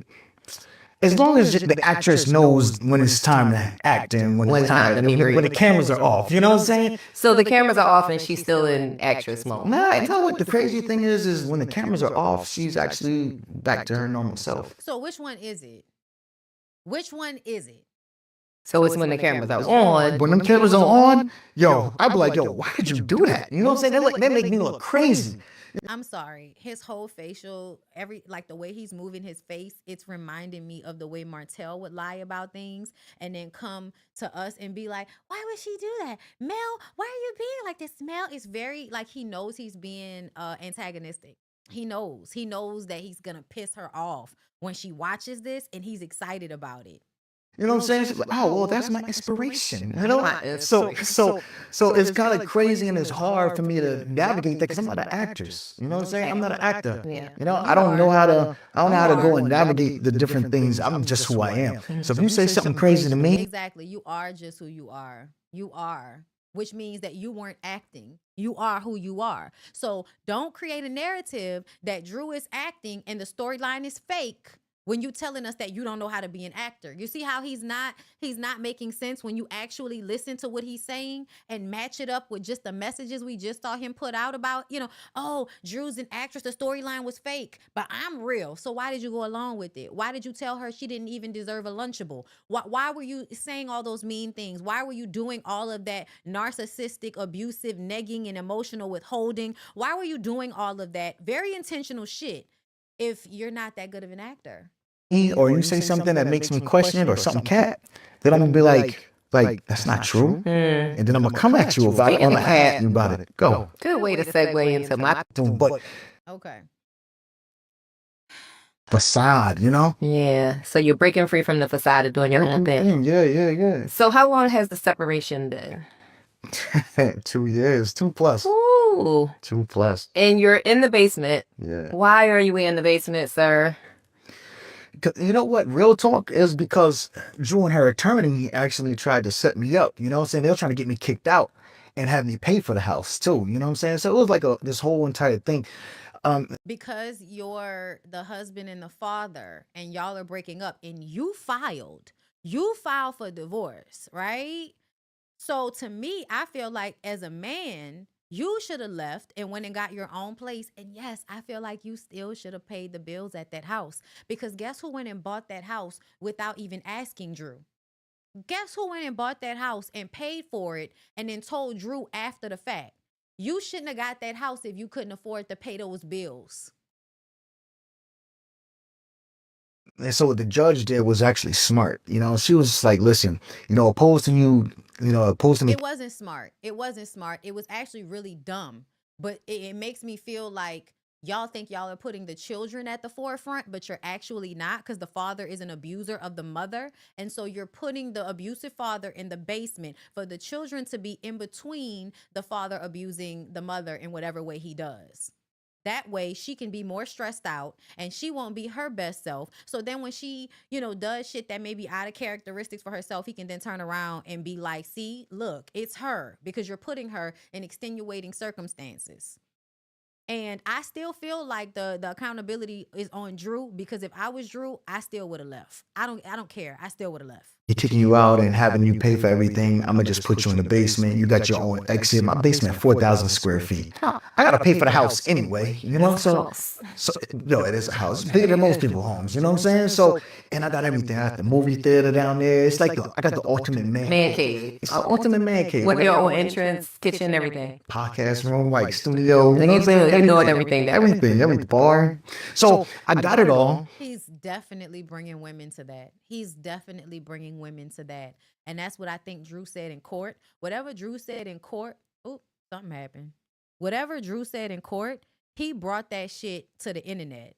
Just to be clear, he brought that to the internet. So whatever Drew said in court, he came to the internet to tell us that it's not true. But to me, the way he's explaining it, I feel like he's absolutely bringing women to this bachelor pad. That's what he wants to call it. And it was just but the most important part was it allowed me to really be there and locked in with my kids.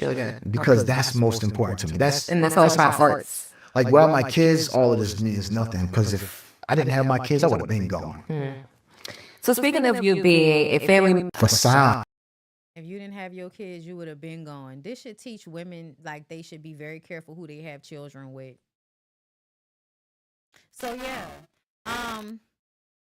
I've always found Gigi McGuire problematic. You know what I'm saying? So there's that. I just want to address, Right. And that was the clip I saw. I've always found her problematic. So, that's y'all business though, girl. That's everybody, that's what, y'all support who y'all support. I ain't mad. But I've always found her problematic. Okay. Where do I want to go next? Yeah, let's go to Dietrich. Where's Dietrich? The gospel music industry needs an overhaul, period. After last night's show, it's an indicator that we just need a complete reset. Like what are we doing? Are we allowing this to happen over and over again and wonder why the gospel music industry is dying?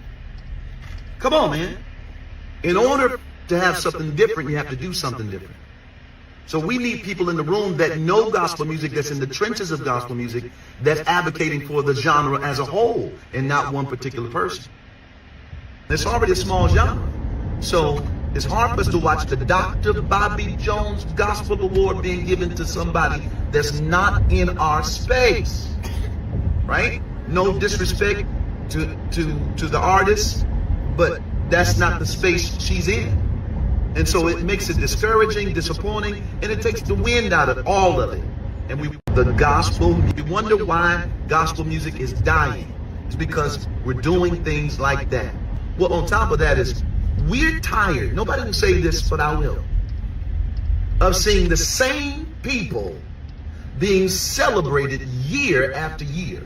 Yeah, that's given. That's not about glow. Just like somebody just said in the comments, that's about Kirk Franklin. Thank you, Banji Baby. He got an issue with Kirk Franklin, not glow. He needs to be honest about that. Like there is nobody else in gospel music. Like no one else is working.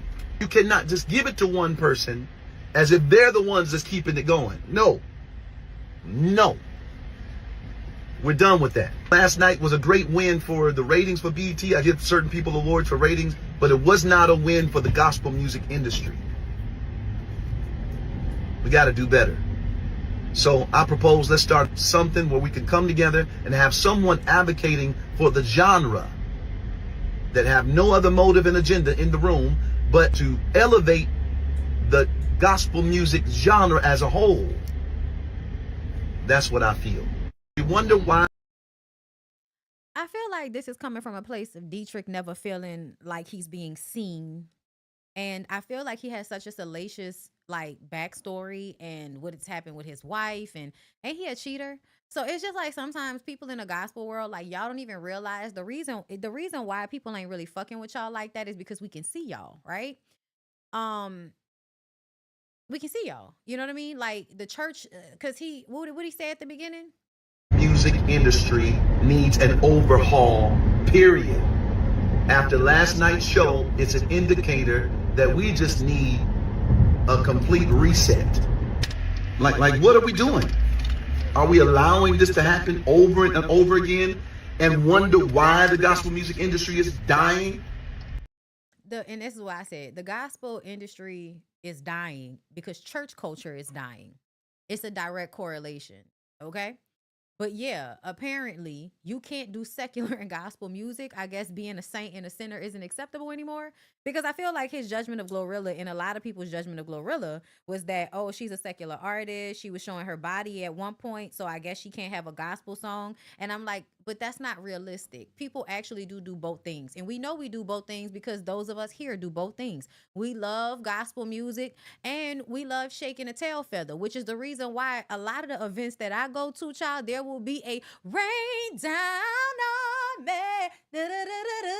on me, rain, oh hallelujah, rain down on me, on me, like,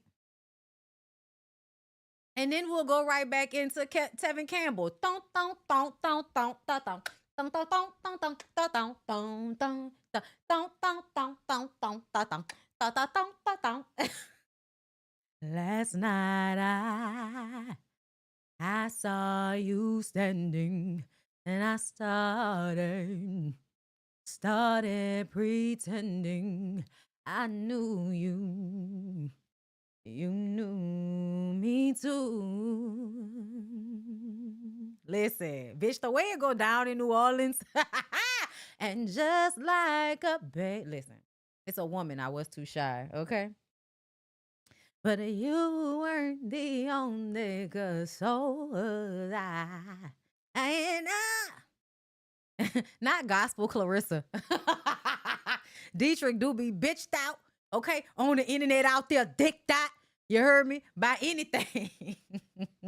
It is, I'm telling y'all the truth. We really like at the club sometimes in New Orleans or at different like events that I go to, open mic nights, all of those things. We will literally have a moment where everybody stops and we do the choir portion of the night, and then we go back into the secular. And Tevin Campbell is usually a segue because it's about how the music make you feel.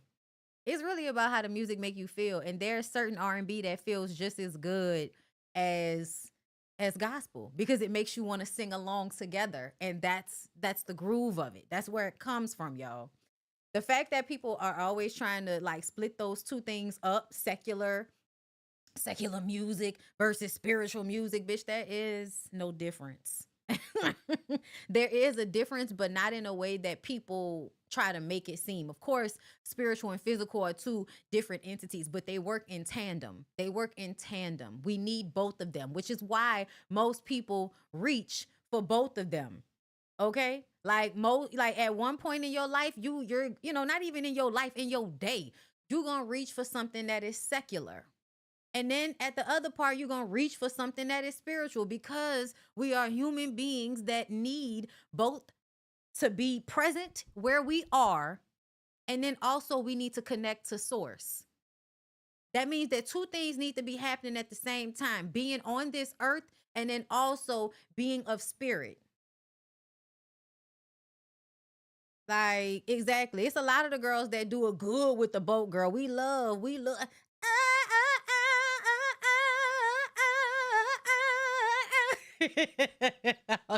I'm sorry. Somebody put Kiki Wyatt in the comments, and whenever I see Kiki Wyatt,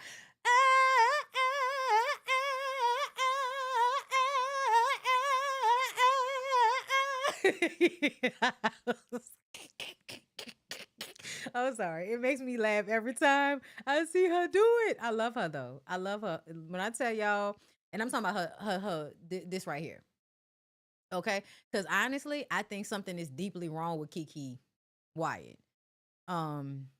Seriously. She is a beautiful singer, but I think something is deeply, deeply wrong with her. And the older I get, the more I see issues with people like her. And I think it's so important for us to identify and speak about those issues so that you'll have the education that some of this shit that she be doing is really problematic. So don't be like that. You know what I mean?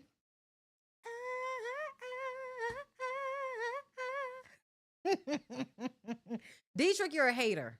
That's all I got from that, Deech. You're a fucking hater, Deech. Okay? Let's move on.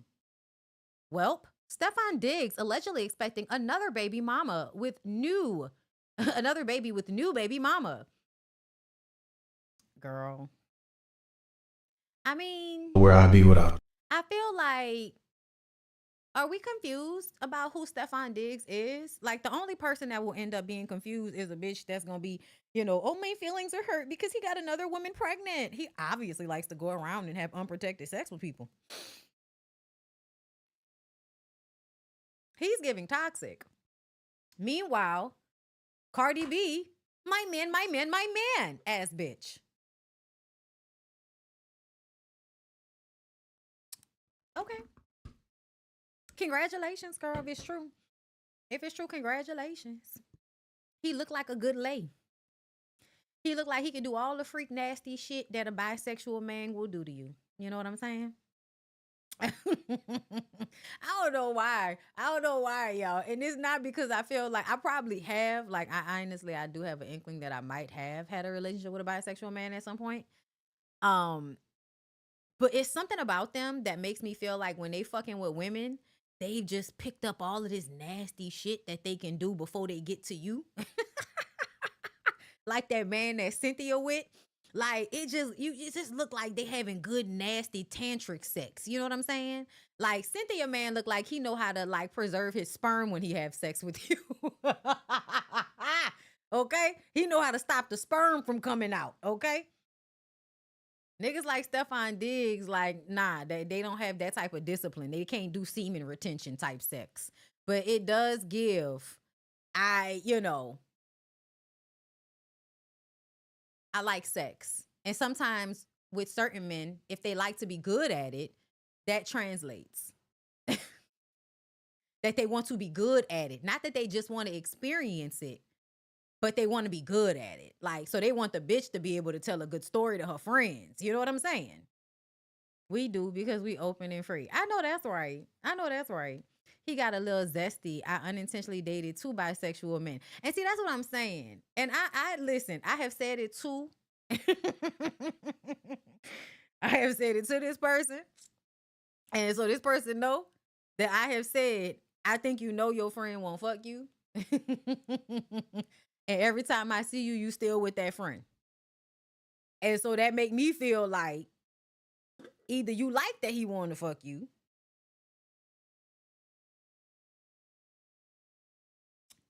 or what. But that's your friend.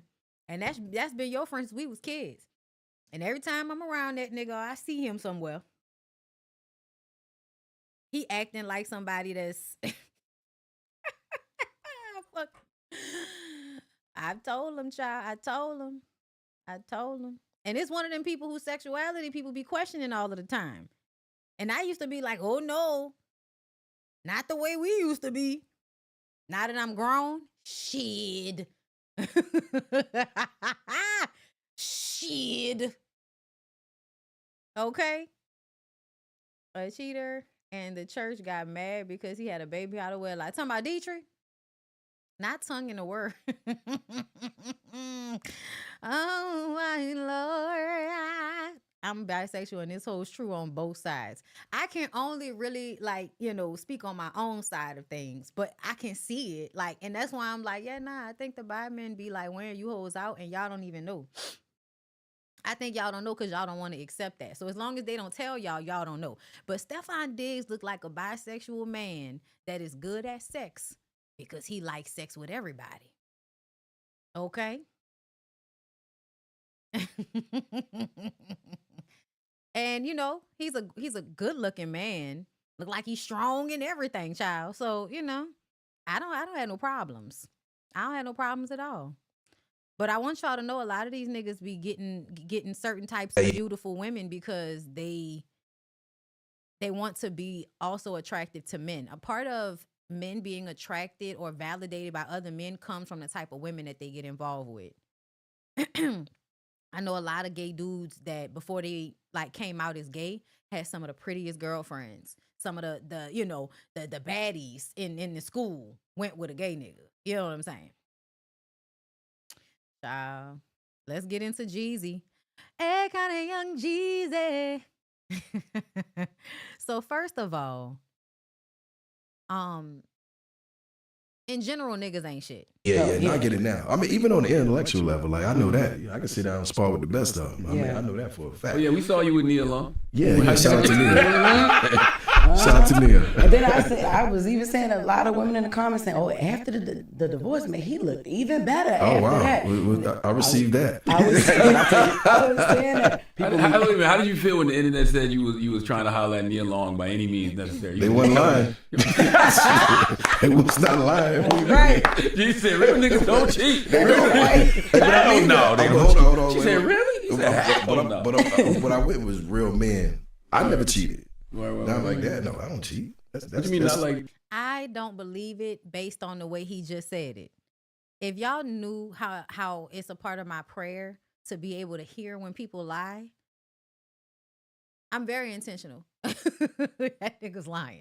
I'm saying that's low hanging fruit. If I'm locked in, I'm locked in. Mm-hmm. We ain't got to be married. I get it now. I mean, even on the end, we ain't got to be married. I'm just not a cheater. That's I'm not gonna cheat my friends. You know what I'm saying? I'm not. He's lying. He's lying.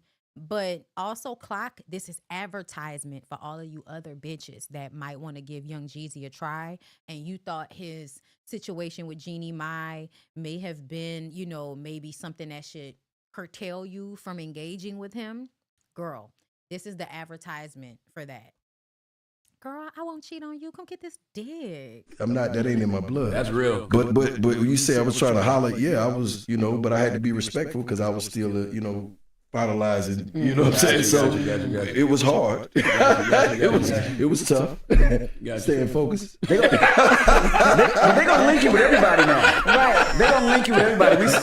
see them lick you with Cynthia BALI the other day when you did that. No, they wouldn't do that. They wouldn't do that. They sure did. We love Cynthia, man. Shout out to Cynthia. That's a homegirl. You know what I'm saying? Now, the other one? Yeah. Everything is.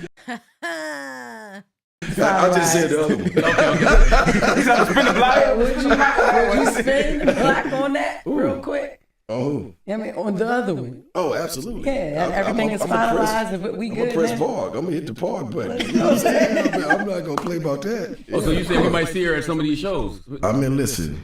She's invited. She's invited. Right. Like, and you got to know when it's time to be done. Right. And that's usually not about another person, an affair, or, you know, some chick that's willing to like make you feel like a king. Because that's why most men cheat. Most men cheat because that's fascinating to me. It's so gross. It's so stupid. I personally, this is my quote. To me, this was such a perfect example of watching a man mirror a woman.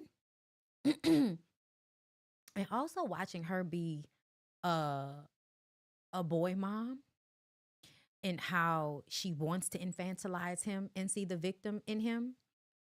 But if we're being real, if y'all were to see these men as they truly are, they would not get an opportunity to cheat on you.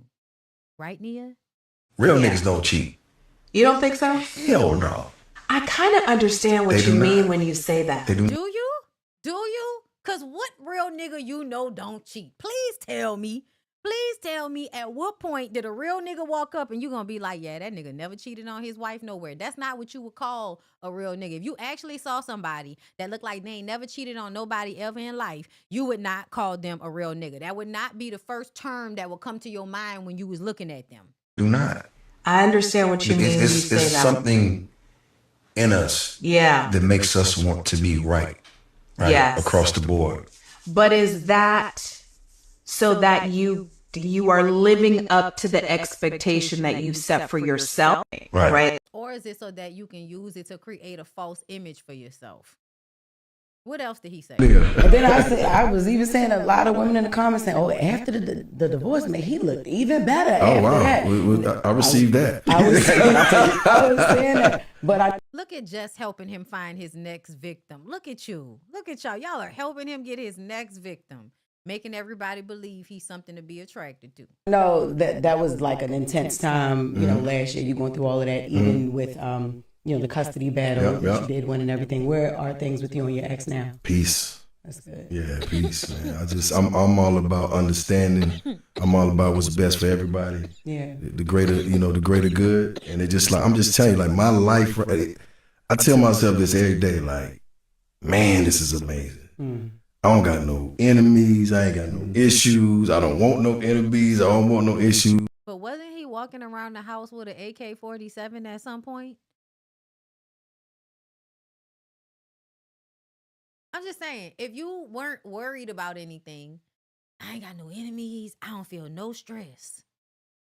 Was it her fault you were walking around the house with an AK-47? Because everybody was in the comments saying it was because you was protecting your home. I just want peace. I just want joy. And I just want freedom. I love my freedom. Yeah.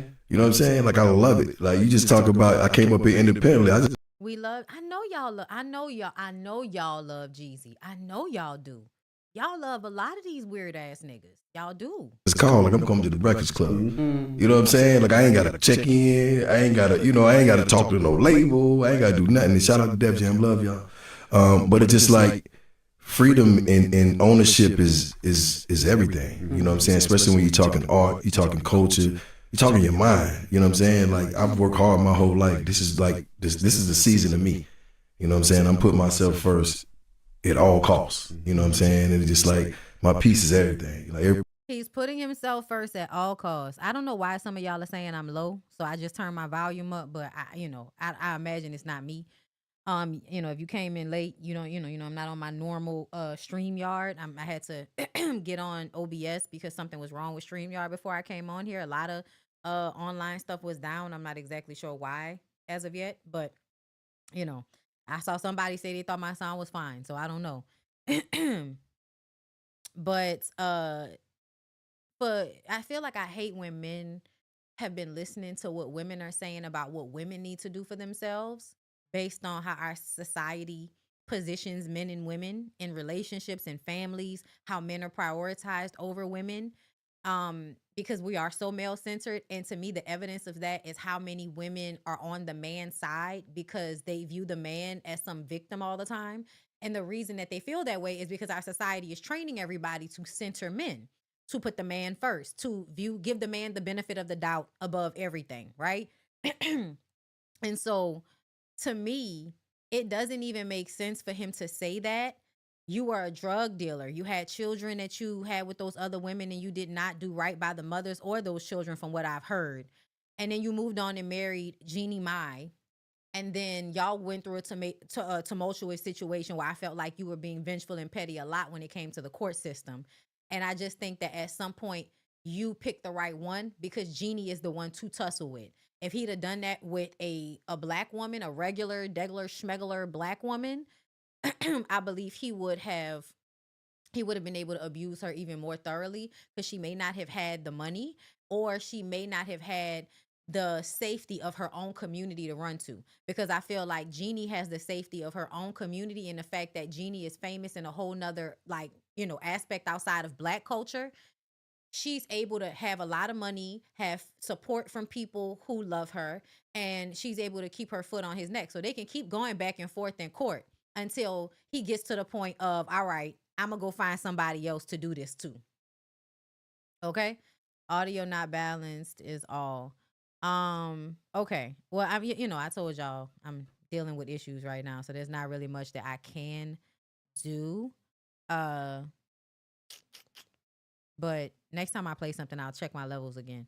But I feel like I'm modulating at a good level right now. Is it when I'm playing videos? Is that what it is? Because that might be the problem. But as I said, y'all, I told y'all this was gonna be a trial and a tribulation.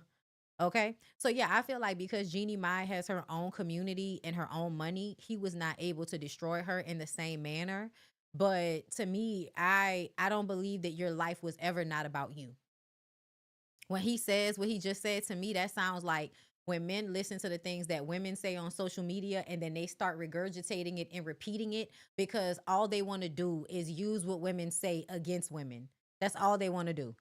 And that's what it feels like he's doing here. Like, I just want my life to be about me, da-da-da-da-da. And it's just like, you're a black adult male and you're a rapper. When has your life not been about you? Everybody that know me know that. You know what I'm saying? They comment like, yeah, bro, like, But then I was even saying a lot of women in the comments saying, "Oh, after the divorce, man, he looked even better." Oh after wow, that. I received that. But yeah,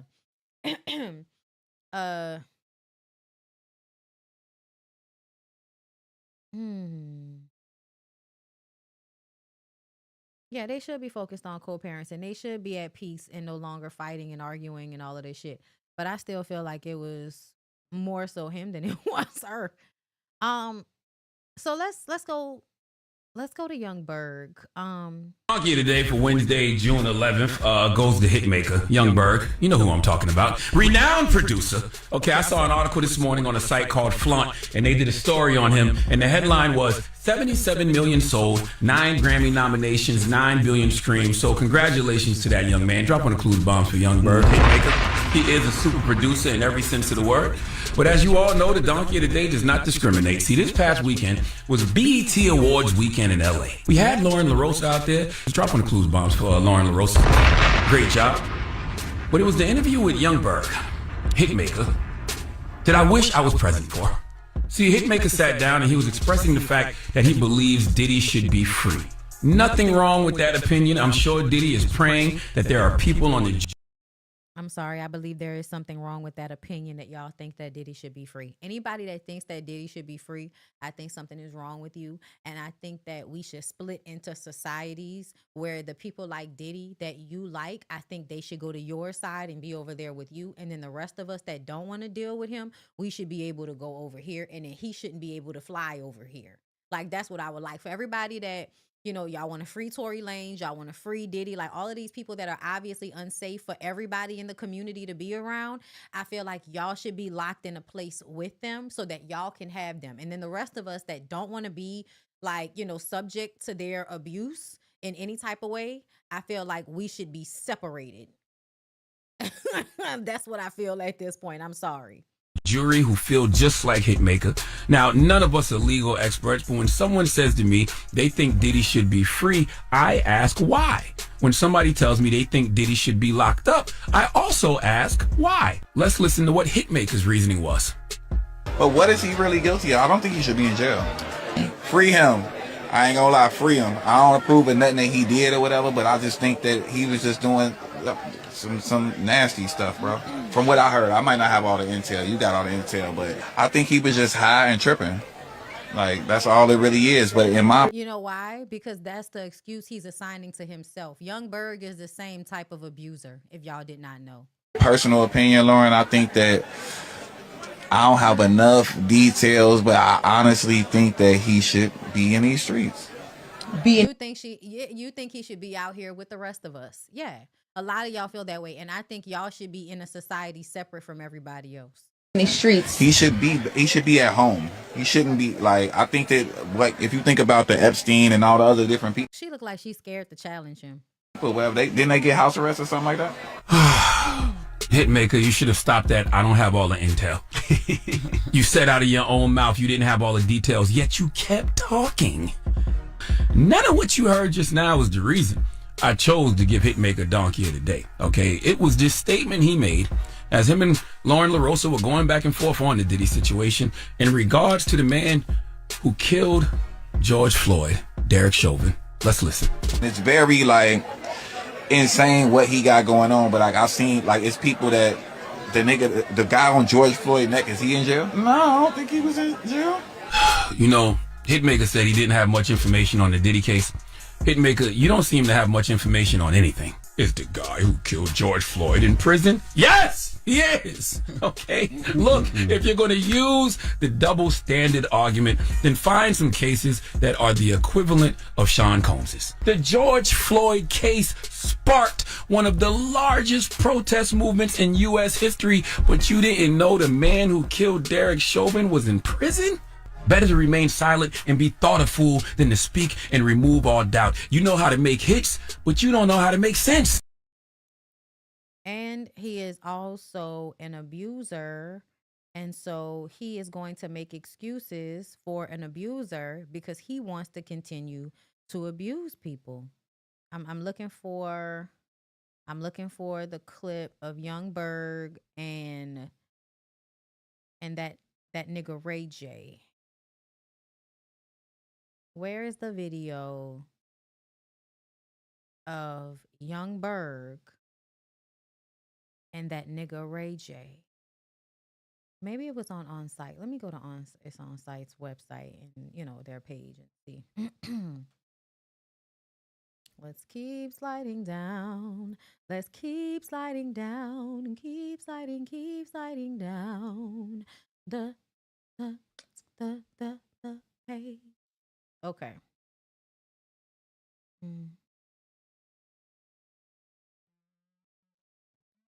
Are y'all liking the video? Did y'all follow BondyBlue Bites? Did y'all subscribe to did y'all follow Reset by Design Wellness on Instagram? If you want to come use Bondy5 and you'll get 5% off. Ugh, y'all, I'm so annoyed. It's been so many posts. Girl, what? Y'all still letting Jocelyn traffic them girls on that show, huh? Allegedly. I don't know. I feel like when you get women that are in sex work that are in dire straits, meaning that these women aren't even getting paid as much as they should be getting paid for the coochie that they selling, and you bring them on the show hoping that they'll get some type of fame, and then that will aid them in getting out of those dire straits, but that's not what happens. They get re-victimized by a different set of men, but these men now have a little bit more money. Child, Youngberg wanted by police for skipping court. Hitmaker speaks out on pistol whipping allegation. Claims alleged victim tried to set him up in home evasion. Let's see. This is it? Yeah, this is it right here. Ever story. Hey yo, look. So like this why like Diddy be doing some real wild. Shout out to Diddy. I think Shout out to Diddy. Really, Ray J? Really, Ray J? I was he said something wild that I can't even really say on stream. You got to. You got to. Bro, he was like come here you little pretty mother. I was like,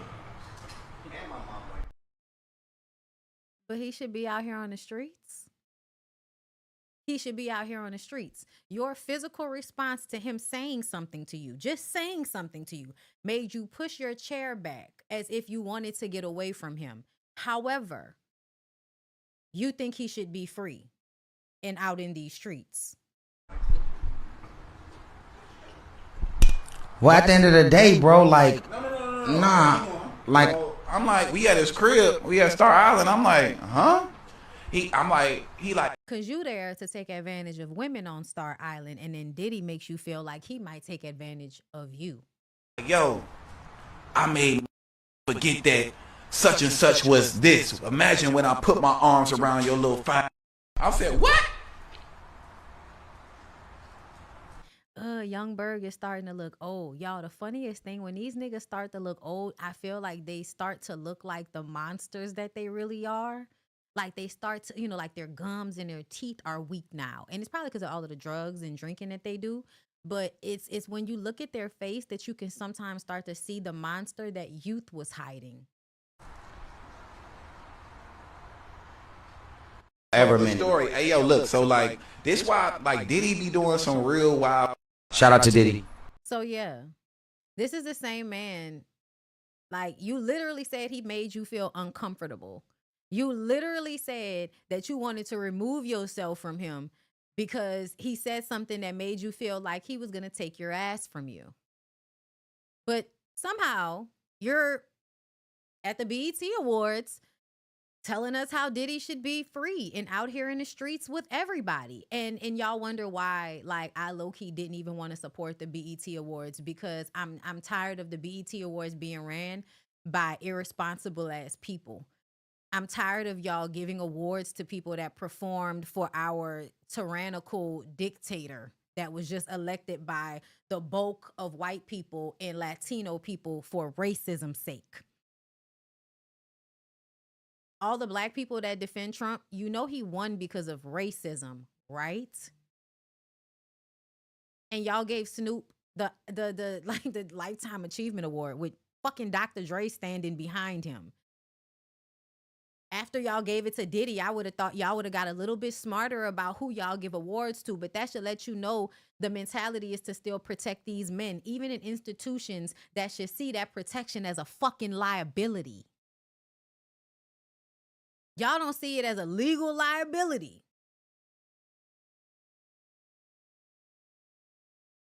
You don't care about black people. Like, you don't care about black people. Not really. Not really.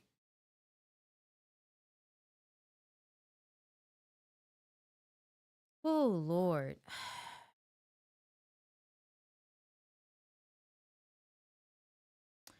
So, I wish I could run my intro. Let me see if it'll work.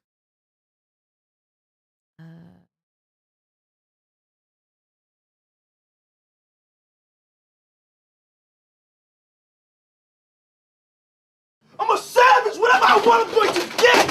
Whatever I want, I have to get. Can't stop. Won't stop.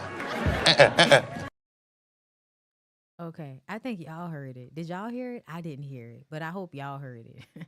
Can't stop. Won't stop. Whatever I want, I have to get. Whatever I want, I have to get. So it's a lot to cover with the Diddy trial, you guys. And so I'm not going to cover everything because I don't have the energy, the time, or the wherewithal. But I'm going to say this. The more we cover this trial, the more I lose faith in people and what they think we're here for. I tell y'all every time we get up here and talk about Diddy since the trial started that I have been following Demetria Lucas. And I'm still following Demetria Lucas. But Demetria Lucas is... the way people are handling Jane number 2, which we all know and believe to be Daphne, which is 50 Cent's baby mama. I don't like the way Demetria, I don't like the way Attorney Simone. There are a lot of women, I do not like the way they are talking about this. And I blocked somebody in my Instagram live yesterday because at that moment I said, I don't want to hear that from y'all, that she chose to be there and she's not a victim and she was there willingly. It's the same shit y'all said about Cassie. If the same shit you're saying about the so like for instance, when we were talking, when, Attorney Simone or Demetria Lucas and women like them are talking about Cassie, they can find the empathy somewhere in there. It took a lot, but they could find the empathy in what she went through. We tell Daphne's story, which is very similar, but just slightly under, slightly different circumstances. And they've now started to say some of the same shit about Daphne that people were saying about Cassie, which is that it was her choice. It was her choice. It was her choice. And I feel like what we're missing and what I wish y'all would grasp the concept of, because they're so smart. Like these women are smarter than me in some respect, right? They're lawyers, they're journalists, they're writers. Like they're extremely, extremely smart. And they seem to have a blind spot where they're missing that y'all picking a woman apart is pointless because this is who the man is. This is who Diddy is. So it doesn't matter what type of person he comes into contact with. He's still going to be Diddy. And because y'all are trying to find ways to take the empathy out of how you are viewing Daphne because you feel like Daphne is stupid or you feel like Daphne is ruled by money. So you're ignoring the fact that if Daphne was actually the sex worker that y'all are calling her, she wouldn't have been in this situation with Diddy because that's not the type of woman he wants. He does not want a woman that is enjoying these things for real. That's not what it's about for him. It's about control. It's actually sadistic. And what he likes to do is he likes to hurt the women. He likes to adulterate their positive feelings. He likes to bastardize things that feel good to them. And that is a way of punishing them for simply existing.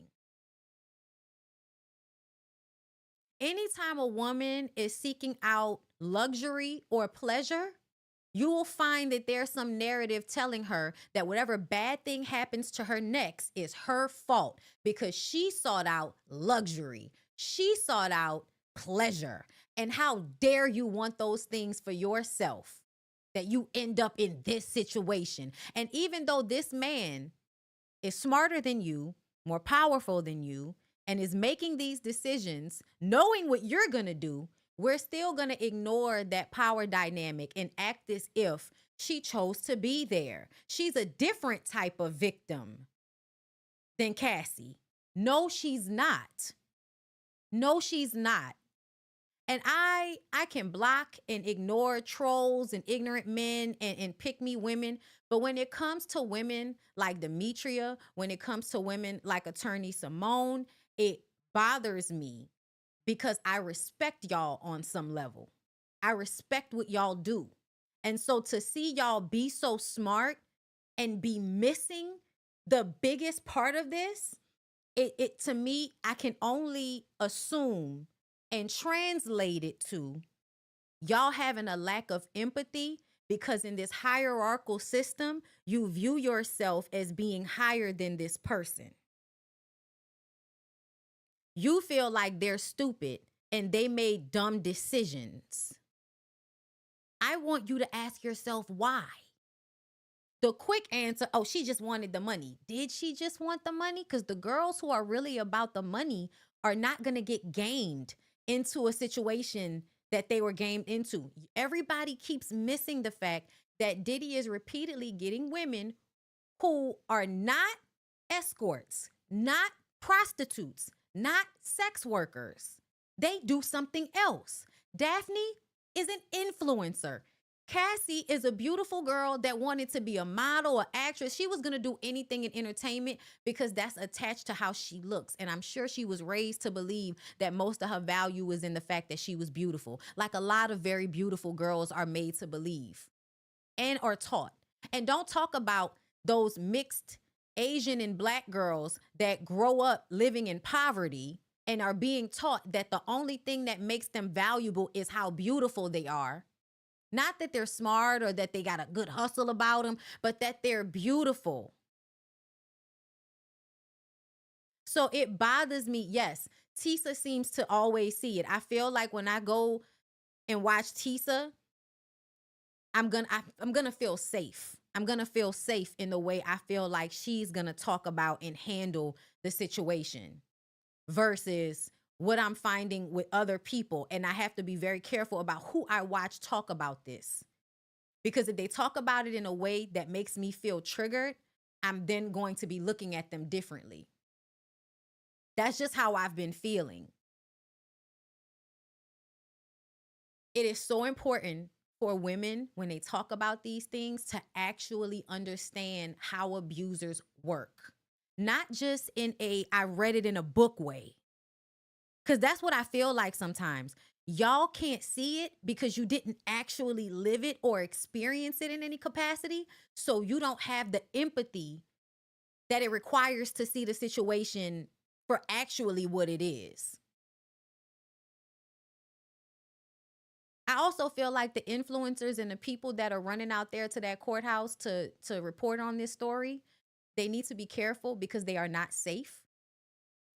From what I am hearing from Rotten Mango and some other people and what I've been seeing on social media, crackheads are being paid to do shit outside the courthouse to make people uncomfortable.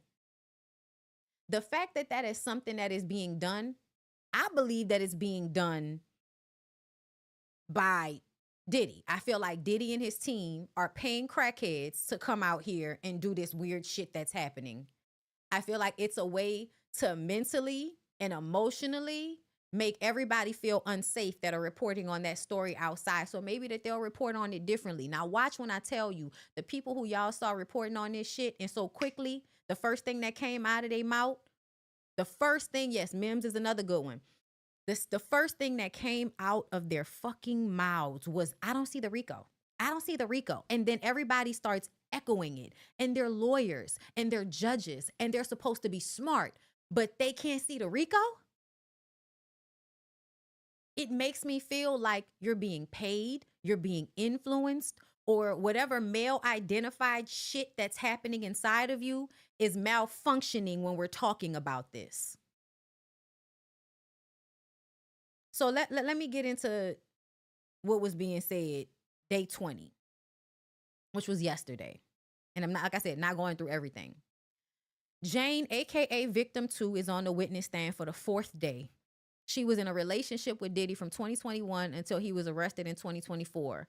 This is the first day of her cross-examination.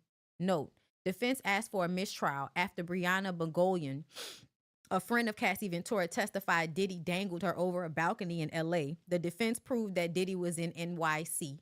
And I told y'all that the defense proved it. The reason why I'm glad the judge said that that wasn't a mistrial, because just because you can show me that his metadata, that he had a hotel room, that does not mean that a very rich man can't get on a jet that he owns, fly somewhere, do something, and then fly right back and have somebody like Carisha in a hotel room ordering takeout and ordering shit. I'm going to leave my shit right here. I'll be back in a few hours. Watch my stuff. Order whatever you want to order. Watch TV. And that's all a setup for people to think that he's there with her instead of somewhere checking up on Cassie and hanging her over a balcony. And it probably wasn't Carisha because of the timeline. It probably was Gina, or, you know what I'm saying? It could have been another woman. It could have been Daphne. Who knows? Like, who knows? We know there are women that are involved, that were involved, that we don't know about. But it just makes me feel like just because she didn't get the details right, it doesn't mean that he didn't hang her over the balcony. Also, Brianna talked about the fact that her and Cassie were drug buddies. Meaning that when Diddy bust through the door at Cassie's house, everybody was probably high as a kite. And then you wonder why people don't remember the exact details, because they were high as a kite. Doesn't mean that they don't remember being held over a fucking balcony just because they can't remember all these years later what state we were in, what hotel it was. Like, as a person, I sometimes will forget which trip happened which year when I went to LA. Was that because I had the same type of hairstyle? So I can't remember whether that was the LA trip where we just went straight to LA, or was that the trip where we went to Jamaica first and then went to LA? As adults, we will sometimes forget shit. Doesn't mean it didn't happen. It just means now that they can't physically prove it. Doesn't mean that it gets a mistrial. So I'm glad that the judge is on their job. Judge called it a real Perry Mason moment and acknowledged the government screwed up, but mistrial denied. On to Jane. Jane, whose attorney is paid for by Diddy, believes her attorney is representing her well, and she does not feel pressured by the defense. This was asked because there are so many people that feel like it's a conflict of interest for Diddy to still be paying for Jane Doe's lawyer, because a lot of people were saying that. A lot of people were saying, you know, it's a conflict of interest. And I feel like it's only a conflict of interest if she allows it to be. Meaning that if she lies on the stand in order to make him look better. And I feel like at this point, that's not what she's doing. Because she's already talked about a lot of the things that coincide with proving that he's doing the exact same thing he did to Cassie. So once she's already put that out, the case has already kind of been proven that he's doing this to other people, not just Cassie. So Jane, whose attorney is paid by Diddy, believes her attorney is representing her well. At one point, she was speaking to the defense. She stopped in April, just before the trial began. That means the federale hood got to her. Jane has not seen or spoken to Diddy since before his arrest in September. There was lots to love about Diddy, according to Jane. He beamed a very bright light. She said he encouraged her with motivational speeches, and her confidence grew around him. Jane also gravitates to partners who are providers. Diddy wired Jane $150K plus during their relationship. Mind you, their relationship was 2021 to 2024. That's not a lot of money for a billionaire to send to a girlfriend over 3 months. It's not. I feel like I've seen some of the women, you know, overseas that deal with rich men. Way more than that. Way more than that. Okay? He's cheap.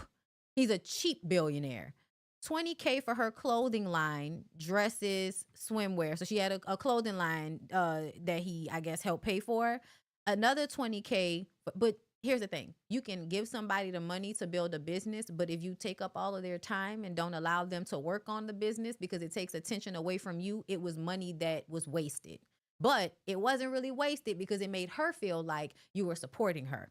Another $20K for furniture. That's not enough money for furniture. And the fact that that's all he gave her, once again, shortchanging her. $6K for moving to LA has been mentioned thus far. So was she living in New York and then he asked her to move to LA, so he paid for her to move? Okay. Most of the time she did not have to ask. Just because she didn't have to ask doesn't mean he's not giving it to her, so she doesn't ask.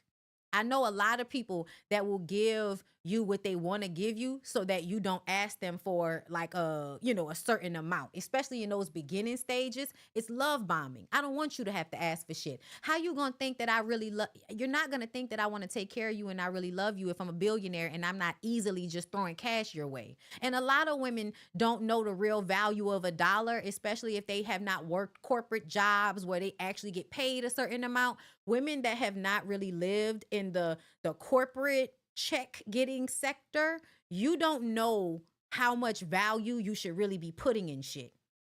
As a YouTuber, we didn't know how much to charge for ads and all of that shit when we first got into this business. Those advertisers knew how much they was paying other places, but they knew they can get a deal on the fact that this was new and we didn't know. We didn't know any better. So they exploited us. They continue to exploit us, make a whole bunch of money through us, but only want to send us products, never want to pay us for shit.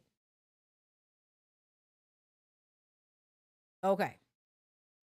So I'm just telling y'all the mindset behind it does not mean what you think it may mean.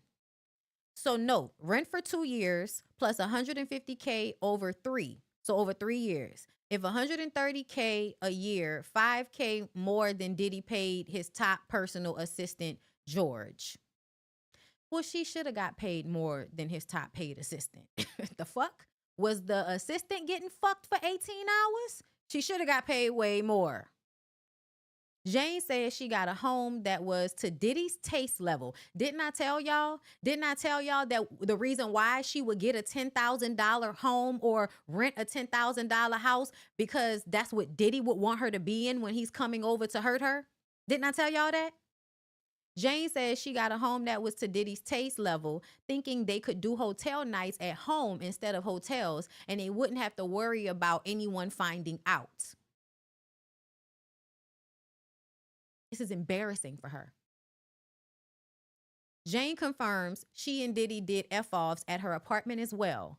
Before meeting Diddy, Jane was earning $50K annually as an influencer, and she received child support, $4,700 per month.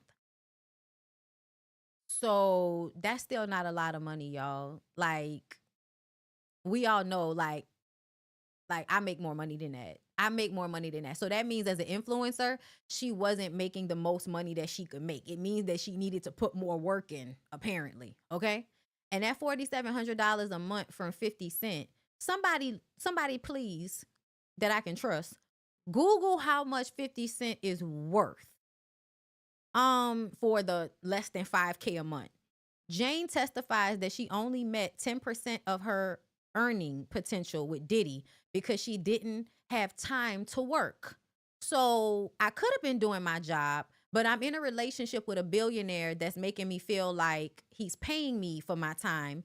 And so why not just go and be with my man and go on vacations or go to hotels and have kinky sex? Why not do that instead of doing all the work it requires to be on social media? Y'all have a whole bunch of people that are buying into hypergamy. Y'all follow a whole bunch of influencers that's teaching y'all how to be feminine and fishy so that y'all can go and get y'all a hypergamous situation.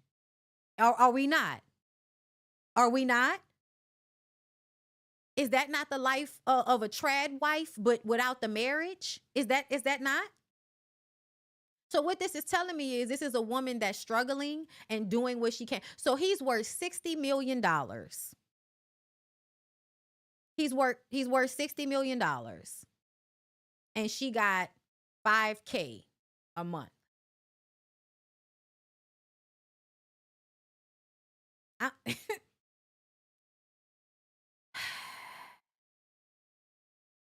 She says, had I not dove headstrong into this relationship, I probably would have been a bit more successful, Jane testified. And I understand what that means because when people love bomb you, they also like are doing a lot to push the relationship to happen faster. And if the man already has like this power, this power dynamic at play, she's kind of going to get railroaded a lot of the times and then believes that it's because I want it. It's fine. It's what I want. So it's fine, right? That's what you think. That's what you're thinking at the time. This is where the pimping and the manipulation comes into play. Diddy introed her to gospel music. They had insightful conversations on spirituality. This is all grooming. This is all making her feel like he is an awakened person and he is a safe space for her. Y'all gonna act like we did not all call bullshit on Brother Love when he was trying to have that same manipulation happen to the public?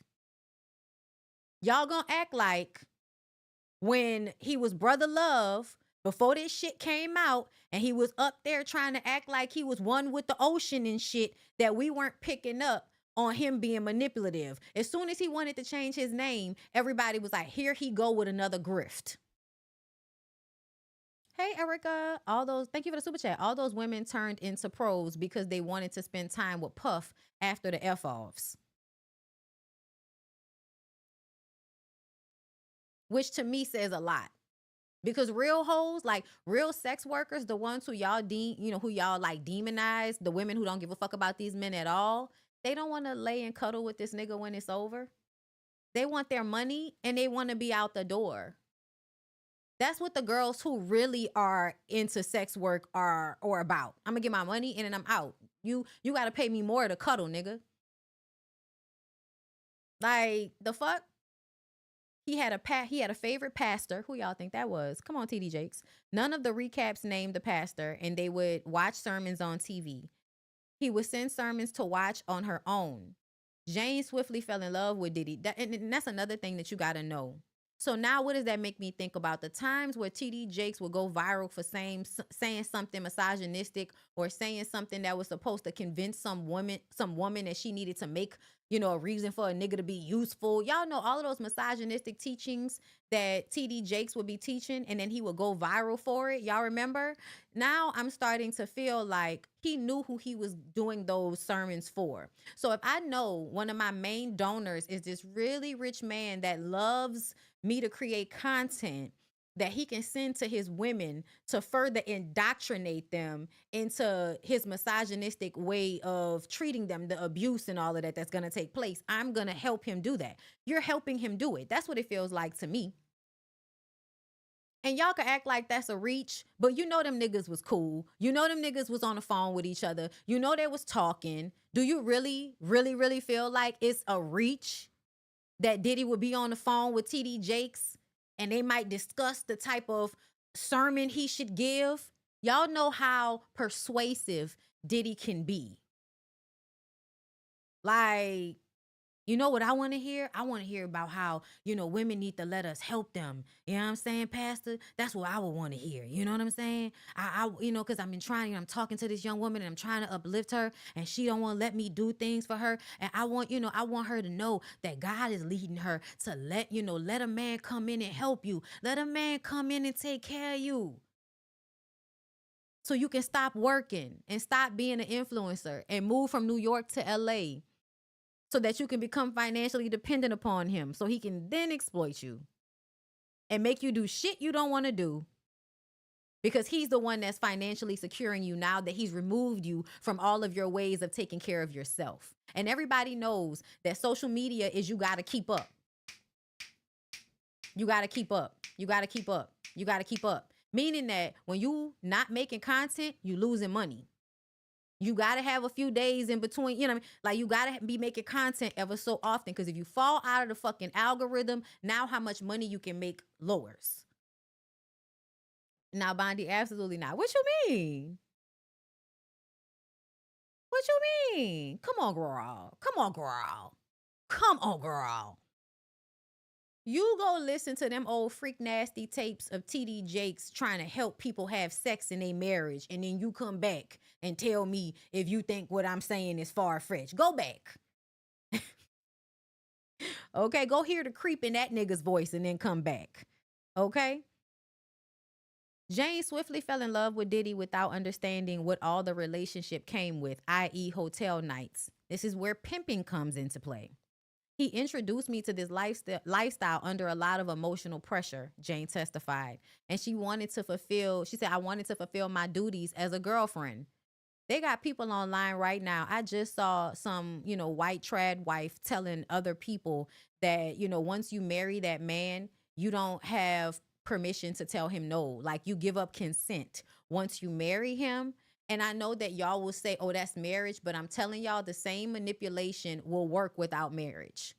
The same manipulation works without marriage that you feel like is your responsibility to ensure this nigga's pleasure, even at your own displeasure.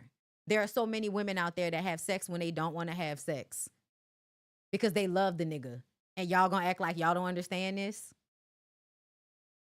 Because sometimes I have to put it in a way that you would understand as a regular person in order for you to empathize with somebody that you're seeing up on your phone or on a screen who you can separate yourself from.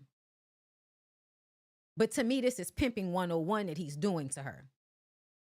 Jane says that she endured hotel nights to spend time with Diddy. At the end, I could just have the love and affection with my partner, Jane testified. That's a drug high. That's a drug cycle. He give you all of this love at the beginning, make you do something you don't want to do, snatch it away, and now you're trying to chase the high of how he was before all of this. That's why you enjoy the night after. After F-offs, they would make love, or Jane would describe herself as naturally nurturing, would give him foot massages. So after you finish getting pounded for 18 hours, you rubbing his fucking feet, feeding him and bathing him like he just finished getting his ass pounded in. Then put on his favorite show, Dateline, because you know, crazy niggas in control of the world like to know what's going on. He was my baby, Jane testified. And child, that's another thing. Adults that want to be like infantilized in relationships, they creep me out. NBC notes Diddy smiled and nodded when Jane spoke of doting on him. Which means that he's in the courtroom, y'all, physically responding to shit that's being said. They was about to kick his ass out of court twice. The New York Post notes that Diddy was the subject of Dateline's May 11th episode. Jane was very conflicted about the F-offs. She hated them, as she said, text many times. I'm breaking all of my own boundaries just to make you feel extremely loved, she said. But she also thought the F-offs were really special to Diddy, and he was entrusting her in a very vulnerable moment. Emotional enmeshment. Jane said Diddy, who was generally not very affectionate, was very affectionate on hotel nights. Really, ladies? Y'all have never experienced somebody that basically is cold and aloof and stoic in front of people, and then in private, they giving you the most like passionate, connected sex possible, to the point that once you get out into the world, you're confused about why they're not treating you with that same level of passion and care when y'all are out in the world, and then they give you a reason for it. There's always a reason, but it's actually to control you. It's actually like control, emotional abuse. That's what it is.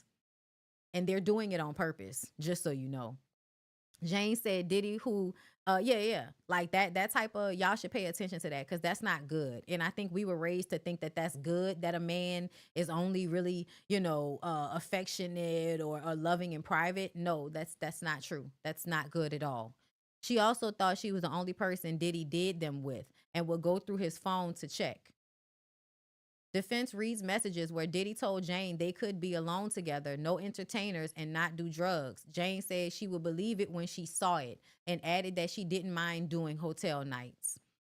Jane testified that she was trying to offer positive reinforcement to Diddy so he didn't feel rejected. You know why? Because if she really rejects him and what he wants her to do, she's gonna pay for it. She's gonna pay for it. He's going to do something and she's going to have to pay for it. And so now what she's doing is trying to make sure that he feels secure so she doesn't have to pay for it later. Because any type of rejection of these hotel nights, I think that he ends up making them pay for it in person in a way that's not described in text. And I'm just saying it because I've actually experienced how people do that to you. Jane testified that Jane testified that she had done some reading on Diddy's desires, trying to figure out what the hotel nights were all about. She thought they were out of sexual curiosity. She read that many men into this had an interest in bisexuality, and she thought Diddy might have been too scared to do the act, so he did F-offs as the closest alternative. I feel like that should let y'all know how many of these niggas really want to explore their sexuality or be something other than straight, but that's not what's going to get them the respect. So they'll call themselves straight, even though they're not. That's why you shouldn't believe them anyway. And you should just kind of assume that all of these niggas is gay. She also learned that cuckolds, i.e. men who are turned on by watching another man or men have sex with his woman, even when the sex was just between Diddy and Jane, they would role play a cheating fantasy where Sean left town and Jane is home alone having sex with an entertainer, i.e. Diddy. That said, when Diddy suspected Jane might be sneaking to have one-on-one sex with an entertainer behind his back, he became irate. Do y'all see how he wants to actually act out a scenario that makes her the bad guy? It's so that he will have a justified reason to put her in pain. Defense suggests Jane enjoyed being with Diddy and watching videos of herself doing F-offs. Jane says she put on a good show during hotel nights because Diddy liked to watch, but she never enjoyed it. It was just a part of the relationship, Jane testified. And I feel like as a woman, we all perform even if we're not happy even if we don't really like what's happening. We will allow people to continue to do things we're uncomfortable with because we don't want to make them upset. Whatever y'all, I mean, to me, it's no different than those of y'all that are not really sexually attracted to women having threesomes with a man to keep him. People do that shit all the time. Defense points out that when Jane did not like an entertainer, Diddy agreed to dismiss the guy. Jane notes, yes, he would, but only after she endured sex first. So that means that you didn't dismiss him. I still had to fuck him. And what you did not like was that it didn't have it didn't look like I was enjoying it because you would enjoy it. I'm not enjoying it. And at some point that's going to show in the performance because it's sex. Jane thought Paul was the best entertainer. She said Diddy and Paul were the trifecta. I was Kobe Bryant and Paul was Shaq. Diddy was Michael Jordan. Jane thought one of the entertainers, Sly, was handsome. She had chemistry. They had chemistry with one another. Jane says she used her own social media with the encouragement of my partner, Jane clarified, to contact Sly after watching him in an adult entertainment video. And I know a lot of y'all are going to say, see, this means she wanted it on her own, even though the entire time she keep telling y'all, I don't really want to do it, but I'm doing it because he wants me to do it. And there are sometimes I do enjoy it. That's no different than having sex with somebody that you really don't want to have sex with. And at some point you start to enjoy the sex, but you really didn't want to have sex. It doesn't mean that it's not coercion. It doesn't mean that the person doesn't know you don't want it and they're still pushing your boundaries on purpose. And that's what I'm saying. Even if, you know, y'all feel like she was on level playing field with him. And she says to him, I don't want to do it. If Diddy wasn't exploitive and an abuser, he would have been like, I don't want you to do something you don't want to do. So we don't have to do that shit no more. And then he would have just did it with the women other women that were okay with it. But that's not what happens. There are times when you enjoy it. And so now people think that makes it okay for him to do it when you don't want to do it. When literally I can tell you yes at 1 o'clock and by 5 o'clock, I changed my mind and you can't make me do it just because I agreed to it an hour ago, 2 hours ago. Yes, Kimmy and Maurice is a really good example of watching a woman have sex that she doesn't want to have and suffer through it, and how men like Maurice and the other men like him were willing to say that that was a badge of honor for her to be a cancer patient having sex with her husband so that he doesn't cheat on her. And then saying, I wanted it. It was me. I wanted it. Did we not all still feel in real time that that shit was a violation no matter how she agreed to it? And we just had to throw our hands up with Kimmy. But it doesn't mean that we feel any differently about what actually happened between them, which is that you were agreeing to have sex that you did not want to have because you are being coerced by your husband to put his needs before your own. That's what's happening with Daphne. I just want to show y'all. I just want to show y'all. Jane didn't think KK liked her, which influenced how Sean also treated me, Jane testified. Oh, you gotta love an assistant that's a bottom bitch. I heard Nick Cannon has one of those too. Jane also didn't think KK knew about hotel nights. Girl, why would you think that? That remind me of that movie Killing Me Softly where y'all, everybody thought the sister didn't know how big of a monster the brother was. They always know. KK didn't approve of Diddy's partying and wanted him to focus on business. Defense reminds Jane that she reached out to KK when Diddy threatened to show a sex tape featuring Jane to her child's father. Wow. Let me read it again. Defense reminds Jane that she reached out to KK when Diddy threatened to show a sex tape featuring Jane to her child's father. I'm guessing to 50 Cent. Jane said she was comforted by KK's response that it wouldn't happen. She also believes KK was responsible for Diddy giving her space. And this is how you know that the way they harm women is a dick measuring competition between the both of them. And at this point, I want 50 Cent and Diddy to just go fuck and get it off their chest. Because the way 50 Cent is online laughing, making videos, and thinking that this shit is all for play, it's also funny to hear, you know, bitches having sore coochies for 18 and 19 hours and all of that. Like, this is so funny. You have no empathy for this woman whatsoever. Something's wrong with him as well. And the reason why she went along with the things that Diddy had her doing is because 50 Cent had already broken her down enough for her to just be looking for anybody to treat her well. And Diddy came and pretended to be the good guy until he can re-victimize her, like a lot of predators do. What did I tell y'all about how predators will find victims who have already been victimized? Because the psychology has already been put in place for the woman to have low self-esteem, to not value herself. That's already been put in play by that relationship with 50 Cent. Defense asked if Jane took E with Diddy because it made her feel uninhibited. Jane said it wasn't so much a choice, but an expectation that she take it.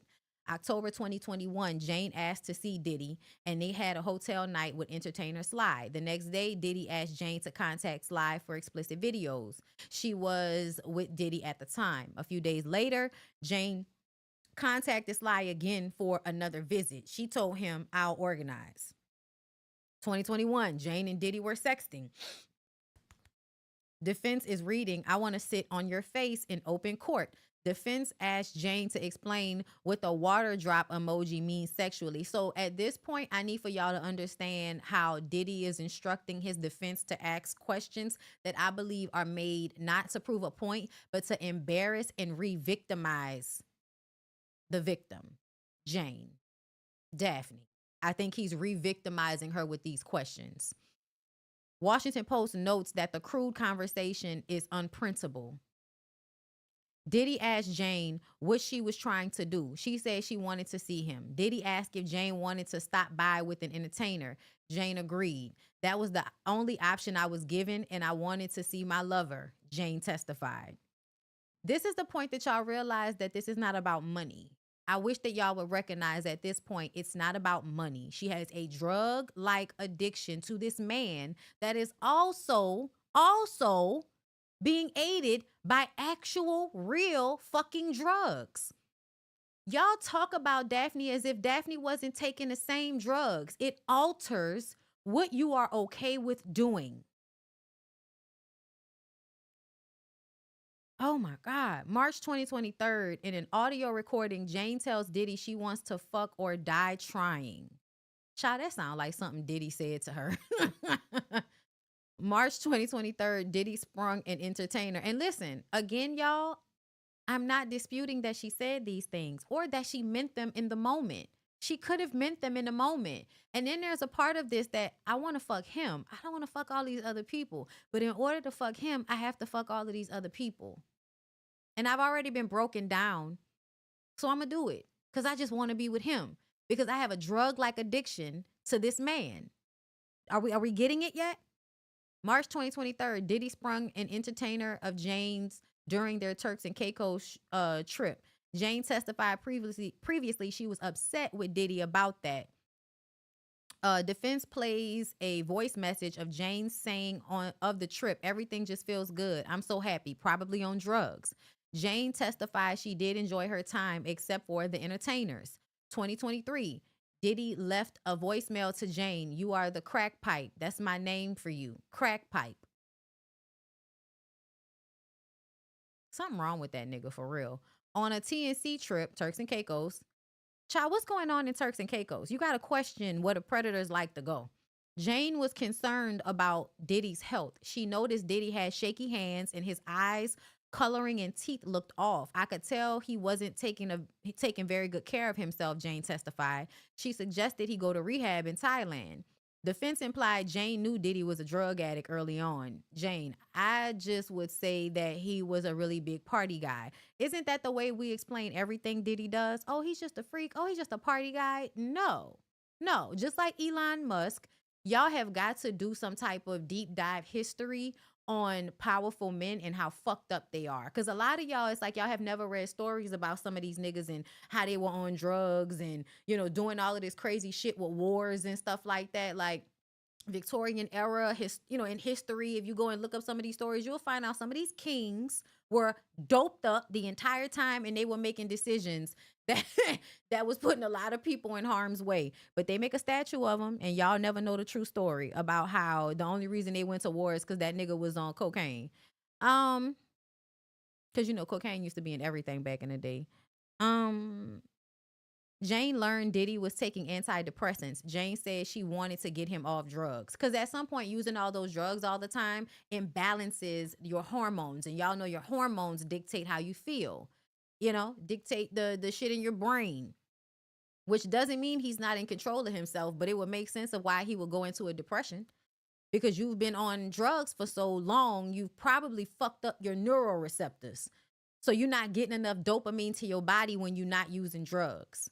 Early in their relationship, Diddy took Jane shopping in Miami. He bought her a Bottega Veneta bag, I think that's how you pronounce it, and a Van Cleef necklace. This was the trip where he explained his polyamorous lifestyle. So that means that simultaneously as he's telling you about a lifestyle that you may not want to be a part of, he's also buying you extremely expensive things.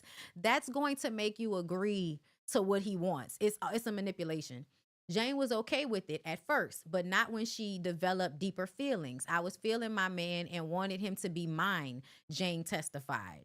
You know how a lot of y'all feel? Y'all don't want to share y'all man. It's my man. Sharing him anyway. It became especially hard for Jane when Diddy began publicly dating Young Miami 6 months to a year into Jane and Diddy's relationship. I didn't sign up to date a man that was in a public relationship. And that was another thing. If he was poly, then show us all. You're not showing us all. You bringing her to the Met Gala, so that lets everybody know who the most important one is. And that's to create triangulation, so all the other women will be mad and fighting and not listening to each other. Like, it's the same thing the government does with white, black, poor, Latina people. Create differentiations, create a hierarchy, and then once they feel like they're in this hierarchy, they're going to fight each other. And then they won't be paying attention to who's really doing the harm. That's being done all over the place, y'all. Jane also felt there was an imbalance in the treatment she got from Diddy versus other girlfriends. She saw online that Diddy bought another woman a Chanel bag. He bought Jane a Bottega. She said all she got from Diddy was sex with entertainers and trauma. That's because the life that he was showcasing on social media with Carisha made him look different than what he actually was. Defense also, but I feel like people didn't peep how much Carisha was working for that shit back then. All of that shit on social media, that was Carisha working. Okay? Defense asked Jane how much a Bottega bag cost. Jane asked, how much does my body cost, girl? At this point, y'all have tired Jane to fuck out, and simultaneously 50 Cent is trying to take custody of her child as all of this is coming out. The lady's patience is wearing thin. Judge intervenes, directing Jane to answer. She said between $15,000 to $5,000. She did not know the cost of a Chanel bag. Child, that's $5,000 and above. Jane is currently in therapy to learn why. And that's how you know she really not even into the designer shit. Like, y'all would think these women are all about designer and luxury all on their own. But if you were, you would know how much some of this shit costs. Jane is currently in therapy to learn why she kept going back to Diddy despite the hotel nights that she hated. I struggle with my why, she testified, but it's becoming more and more clear. And that's because she knows her life in a way that we don't. Note, R&R will be, Ratchet and Respectability will be late tomorrow. So that means today. It's all Diddy. I have unpopular thoughts. We know you do. We know you do. And because I refuse to be triggered by y'all talking about how she wasn't getting enough money off of her coochie to her, from her abuser, I don't want to have that conversation because I feel like I tweeted Demetria, do you really think that if she asked for more money from 50 or Diddy, she would have got it? Would that have made y'all feel better about what happened to her if she had asked for and gotten more money? Because I don't think it would have made a difference. I don't think if Daphne asked for the $20,000 instead of if she had asked for 50 instead of 20, he would have still gave her whatever amount he wanted her to have.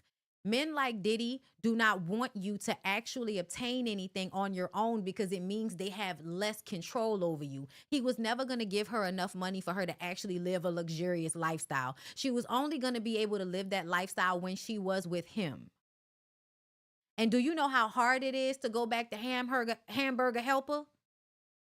after you've been eating, lobster and all of the things. Once you have experienced luxury, it is hard to go back to broke. Drug dealers will tell you that. But I guess y'all don't have empathy for when women are in these relationships with these men and don't want to go back to hamburger helper after they've been, living these exorbitant lifestyles with these rich men. Y'all want them to just be broke after they leave the men, right? Or they need to go find a way to get the money on their own. What have rich men taught y'all? They want women that are going to give all of their time to them. That's what they want. They don't want the women that work. They don't want the women that got a job to go to so she can't be sitting up here laid up with you all fucking day. They don't want that. Yeah, and there was a part of this I read about when she went to the Paris Fashion Week and he was mad about it and he blew her phone up and all of this shit. Where was I about to go next? Let's go here first. Hey, baby, we had a great time. Stay in the light. It's all good. Get your rest. You are pipe. That's my new name for you, pipe. Or should I call you? Okay. So I want to respond to some of what I'm seeing. I take the 5K a month and move somewhere a bit more lax. I feel like when y'all say that, y'all are not thinking about the way the men are controlling these women, right?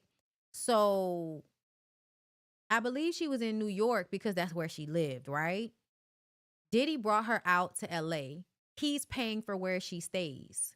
He's actually paying the rent. He's not giving her money for where she stays. He's paying the rent. You see what I'm saying? It's different. Yeah, I didn't want to play too much of his voice.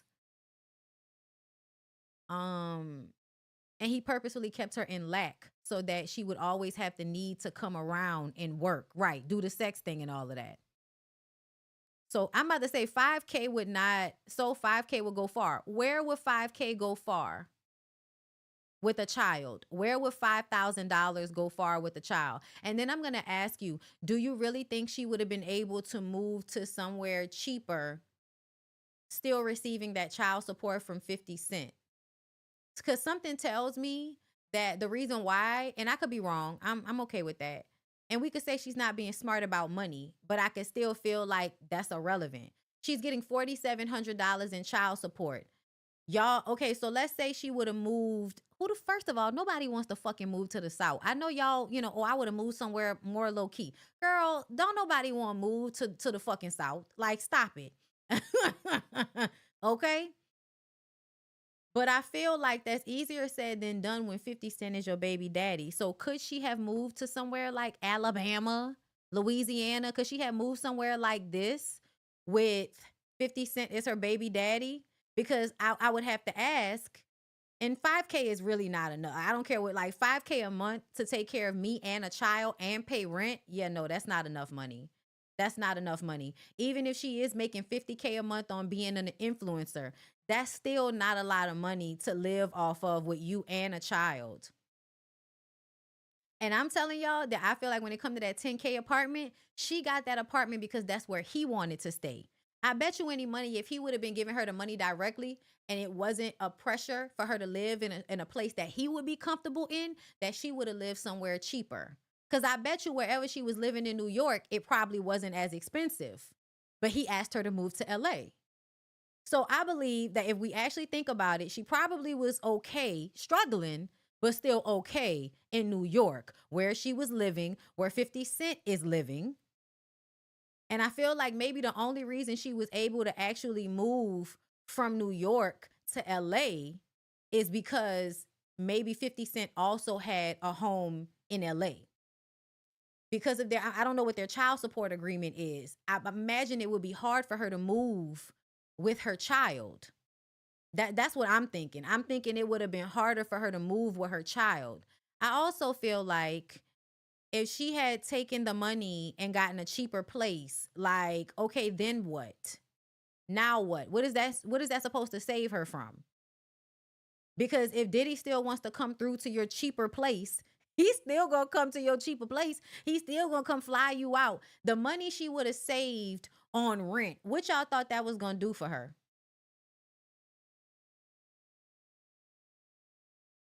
And if somebody is already accustomed to living in a big city, in real life, nobody's moving to the fucking South when they're used to living in New York. LA might be another option, but that's only because people need a certain level of lifestyle. Like, I feel like when you say stuff like that, you're being unrealistic because that's what's comfortable for you. You feel like she should have been able to do that as well. Child, 5K is a 2-bedroom apartment in NYC in the hood. She was living lack.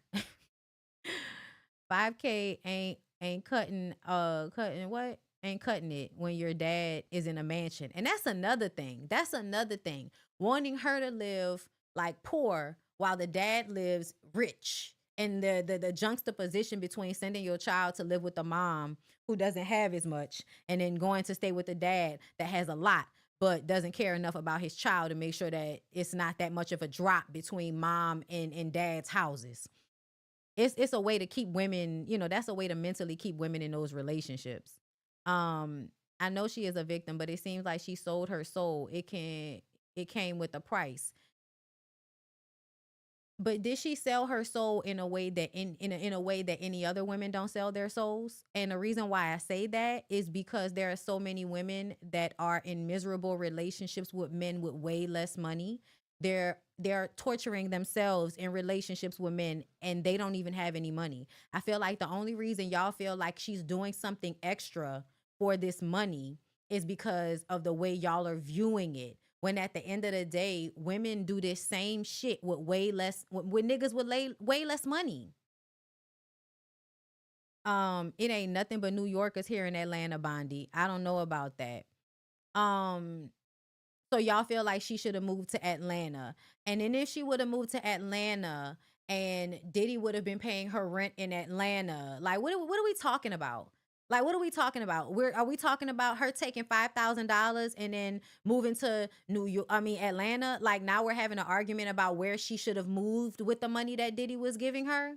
Is that the conversation that we're having now? Because my point is that what was that going to do?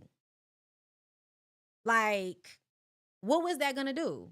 What was that going to do? Once this man decides that he wants her, like, her saving any amount of money wasn't going to stop her from doing shit because she wanted to please him, because she's in a emotionally abusive relationship with an abuser.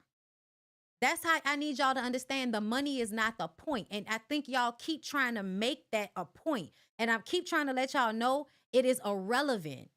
It's irrelevant, y'all. Because, okay, let's walk it. Let's walk it.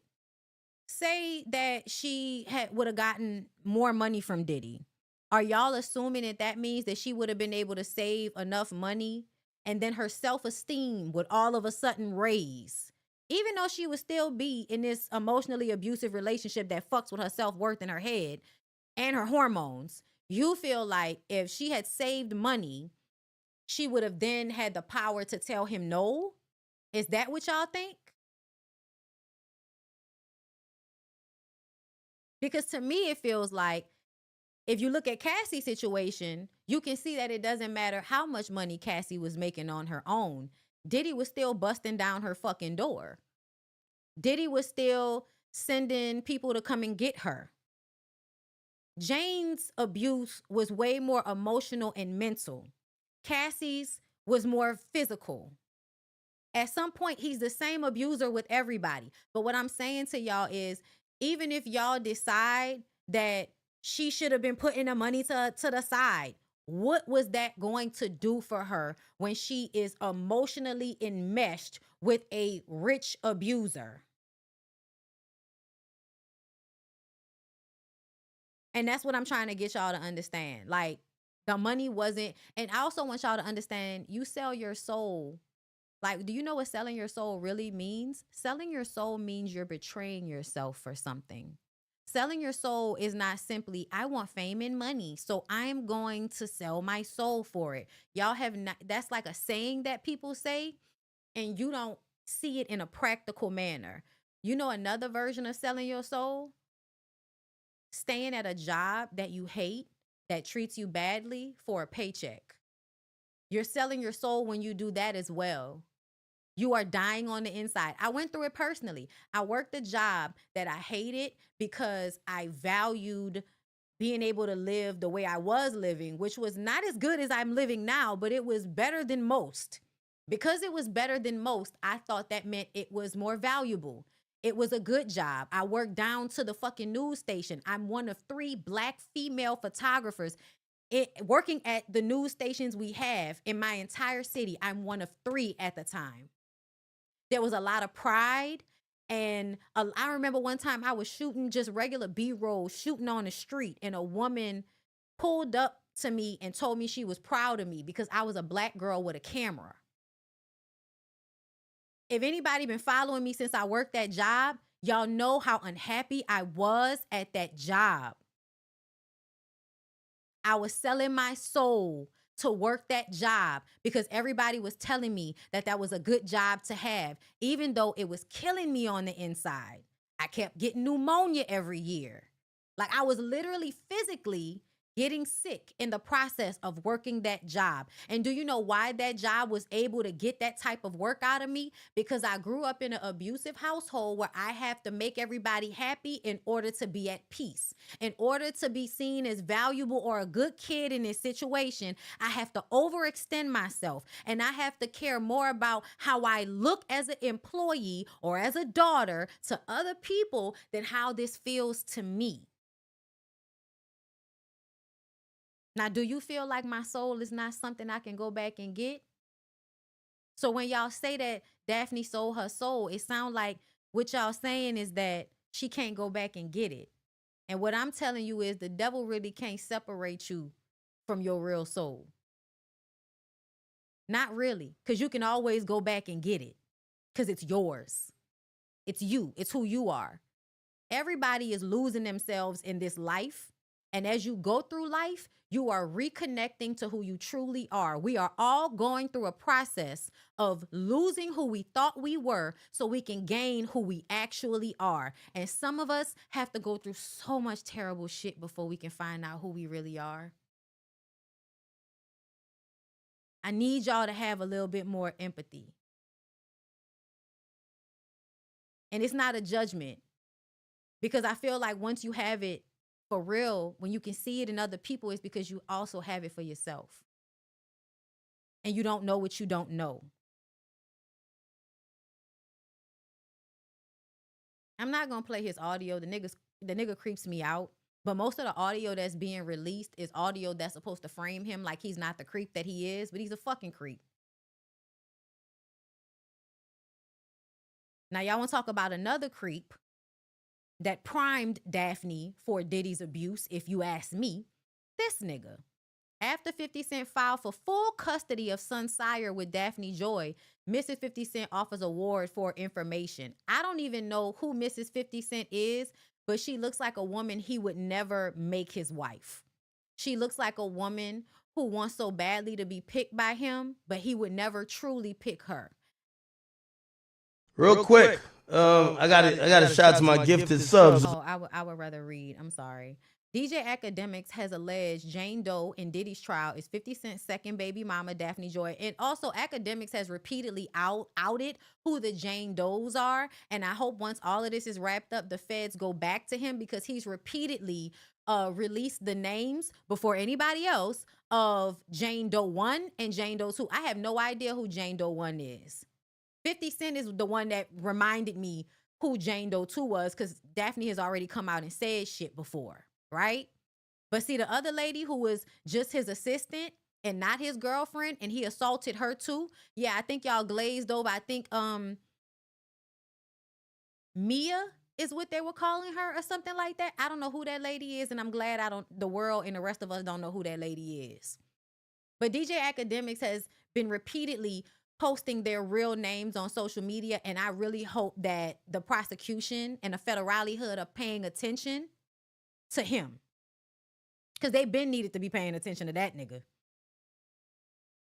During the trial, Jane Doe talked about debaucherous activities for years, leaving town to engage in sexual activities, getting high, and poor money management despite receiving child support. Y'all, for those of y'all that really think that $4,700 is a lot of money in today's climate for you and a child, I feel like you either live somewhere that is, that's comfortable for you, but that's not a lot of money. And I refuse to come up off of that. That's not a lot of money.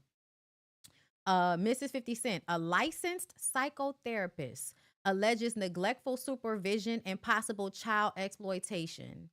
It'd be so funny to me when people claim that they care about mental health and how they get online and showcase themselves to be the opposite of that. But child, that's something that happened in some comments earlier. She asked if Daphne Joy is allegedly sleeping with men around the country, using drugs, and obtaining child support to sustain a lifestyle she can't afford. Bitch, I don't know what lifestyle you thinking that she getting on $4,700 in 2025. Bitch, it's not a lot. It's not a lot of money, y'all. Nobody's living luxuriously on that money. Oh my God. She asked who is caring for the child while Jane Doe, allegedly Daphne Joy, chases a glamorous lifestyle using child support. She looked just as raggedy as she sounds. She asked who is caring for the child. And that's a good question. Who's going to care for the child when the psychopath that is 50 Cent becomes the primary parent? Because if I was the child, I wouldn't want to be with him. I wouldn't want to be with him. It's given he might have money and it's a nice house and all of that, but I'm not going to get the same emotional support that I get with my mom if that's what the situation is. I don't know Daphne as a mother. I won't presume, okay?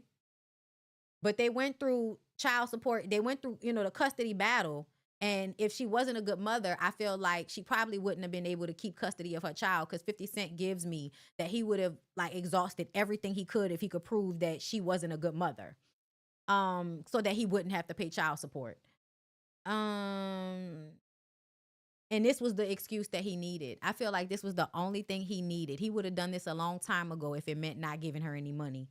She asked, does she have an alleged mental illness or alleged substance dependence issue? Well, if you were actually watching and seeing what happened, then you could see that she probably does or did, based on her relationship with Diddy. But I don't think that's a reason for you to act like her child should be taken away from her and given to another psychopath, because I don't think 50 Cent is a safe person for a child to grow up with either, seeing the way he treated his oldest son.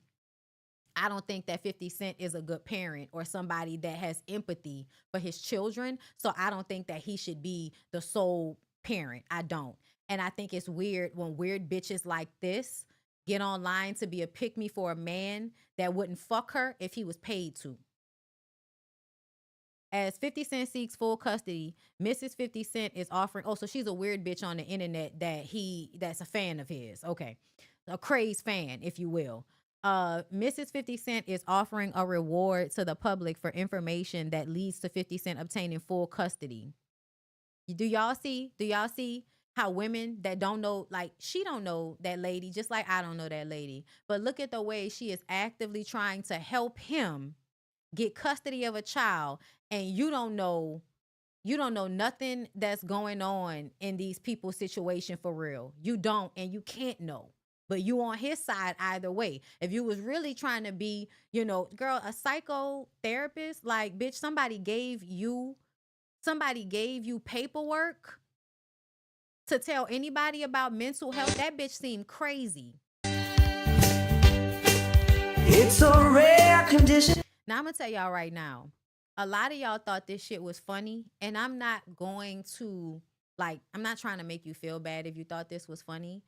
But I just want to say where I'm at right now, I can't find this funny, because all I could think about is Daphne Joy going through what she's gone through, physically, having those very painful sexual experiences, what it feels like to be willing to do anything to get somebody's affection on some level. I remember what it feels like to be that low.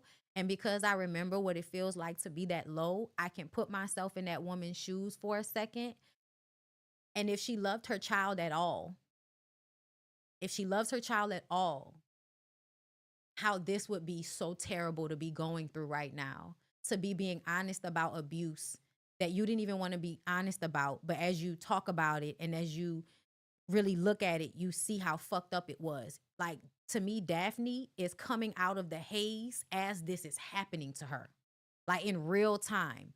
I feel like Cassie was able to go away in private and find the time to separate herself from this shit in private. Daphne is not getting that.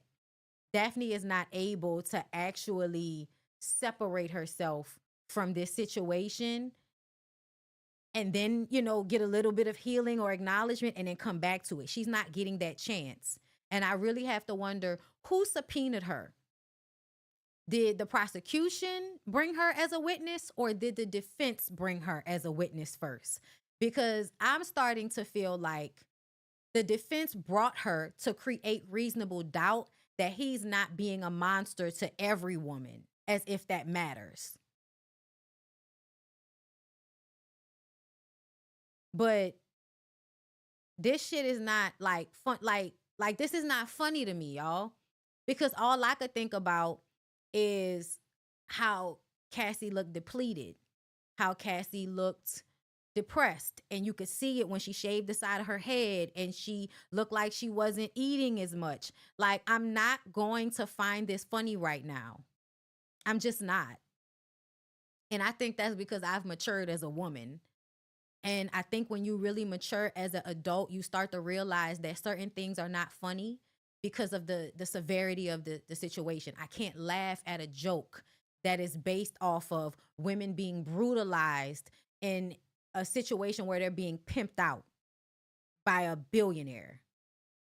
I really can't find that. Child, the way I thought this was Missy Elliott, I'm gonna lie, they made Young Miami look like Missy Elliott.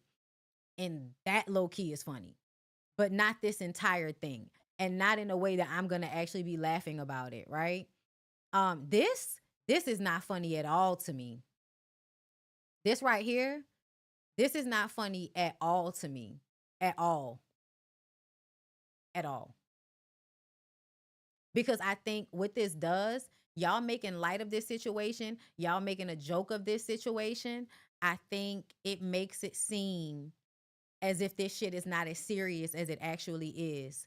But when you actually read about UTIs and bleeding infected nipples and people being punched and kicked and thrown off buildings and cars exploding, and the medication for the UTIs doesn't work anymore, and he made me have sex on my period for 18 hours. Like, when I think about those aspects, this is not funny to me. This is y'all trying to make light of a very fucked up situation. And I think the only reason they're making light of it is because the brutality is happening to women.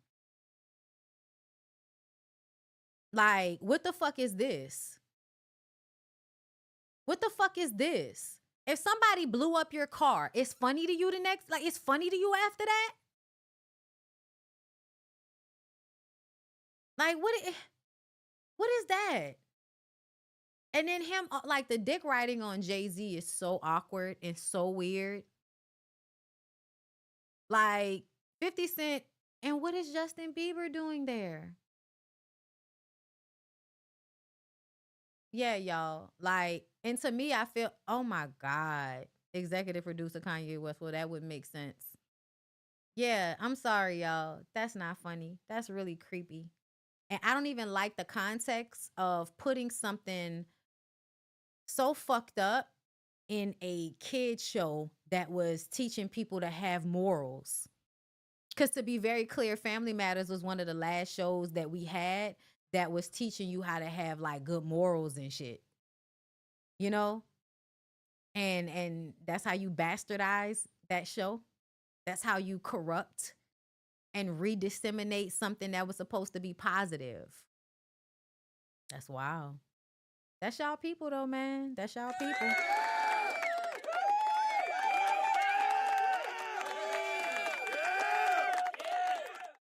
Yeah, I'm sorry, y'all. It's not funny. It's not funny to me. Also, black people.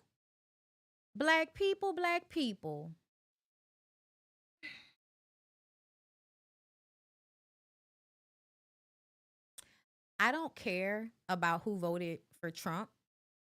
wrong is wrong and right is right. And I personally do not feel safe in this country, period. But I absolutely don't feel any safer with the way y'all are handling the Mexicans. The way y'all are handling the people that aren't really even Mexicans, like the immigrants, period, that y'all are sending them to places that they never come from, the people that are actually citizens that y'all are kidnapping. I don't like that ICE is able to jump out of an unmarked fucking van and kidnap people because you don't know whether somebody is really ICE or not, because there's no due process. So that means a car full of grapists could decide they want to pretend to be ICE so that they could pick up a whole bunch of kids at a school or some shit. I'm proud of the people of LA. That's why I truly do believe the West Coast is the best coast. Even though I'm not from there, I still believe that.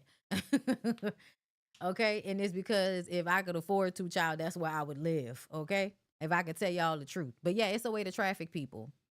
And those of y'all that are on this, you know, it's not my fight. That ain't got nothing to do with us. Yeah, I'm sorry. I'm not there with y'all. This is heartbreaking to me. It's terrible to me. I don't care. I wish that people knew better. I wish that they did not support this when they thought that it would only hurt other people and not hurt them. I don't know how the fuck they thought that would happen. As one of the 92%, I'm not going to be on the front lines protesting, but that ain't my way anyway. But what I will do is say that I'm proud of how LA is showing up.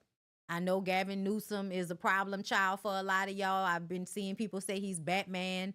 Y'all have an abusive relationship with this nigga because sometimes he do some shit and y'all like, Gavin, we can't stand you in your hell. And then he do something and you like, damn, I like that nigga. I'm telling y'all something. Gavin Newsom not being a punk to Trump is like, I really can't. That's one of the hardest things I've seen. And I saw somebody in my comments because I posted about it, and I saw somebody arguing about how California is a lost state, all of the homelessness and da da da da da da da da. And I was just like, Texas, please shut the fuck up, because y'all are only protected because it's a place where I feel like it's low key. Y'all are protected because a lot of people who are like cow tying to this nigga are y'all's representatives, right? So y'all low key get to be protected right now. Y'all are not really being protected because whatever laws he's putting into place is affecting people in Texas too. But what I mean is y'all are made to feel like y'all lives are better in some respect because shit is cheaper in Texas and all of that. But you're literally surrounded by this, like, girl, you're surrounded by the immigrants, bitches. That's for one. And for another thing, I feel like, y'all govern a whole hoe out here when it comes to this, like, this Trump shit. Like, to me, grown men bending over, doing a bending for a fucking bully that could barely get his dick hard enough to do anything with it. Yeah, that's some simp, lame ass shit. Right. I don't know who the person was in my comments, but I read their paragraph and rolled my eyes. And then I saw all of the other people defending California. And I'm like, man, West Coast is the best coast, man. And I ain't even from there. And I'm telling y'all, that's what I believe to be true based on my travels. Okay? West Coast is the best coast. All right?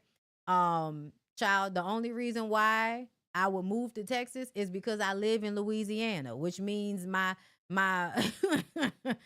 my value of life would upgrade if I left here and went there. Does not mean that y'all are so much better than California.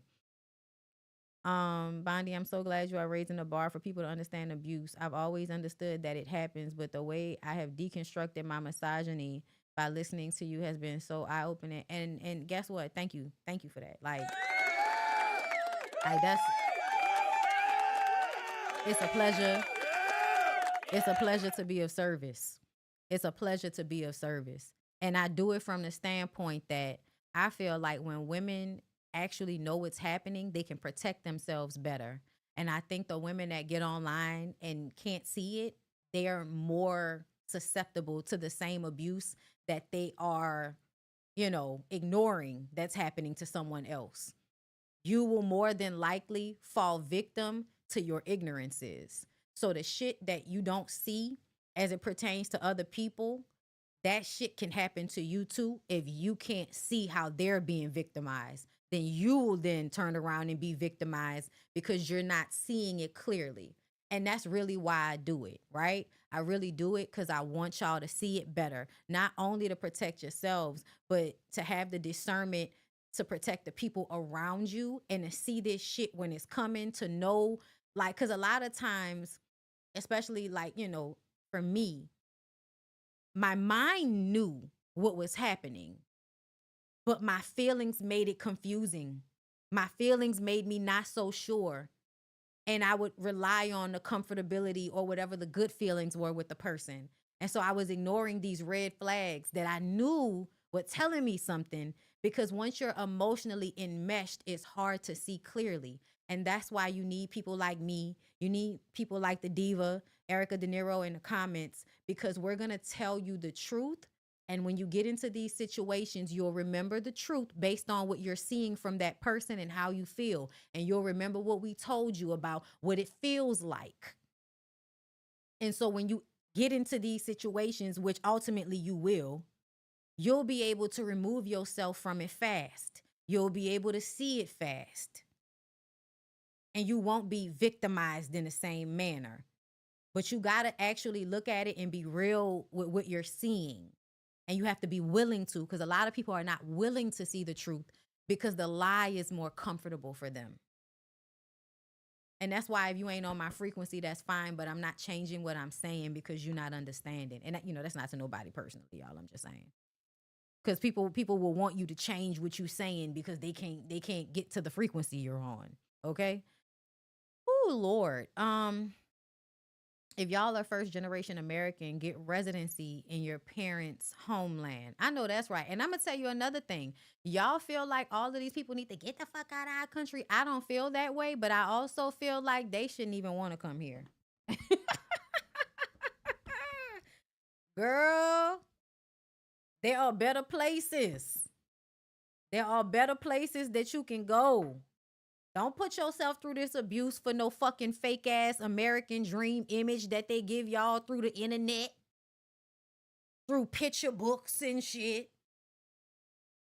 That's one of the problems. Women discernment level for people is subpar. And that's another thing. You got to get your discernment up.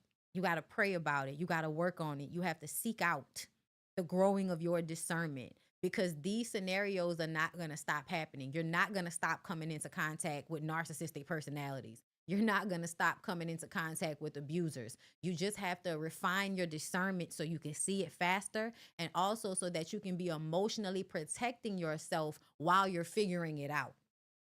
Because people always let that fucking mask slip, man. That mask will slip. And you have to be not too far in that when the mask slip, you can pull yourself out. All right? So that's what I got for y'all today. 3 hours. I think I did a cute show.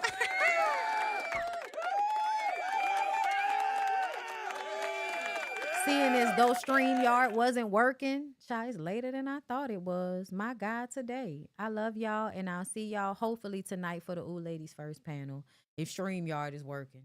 Peace out, y'all.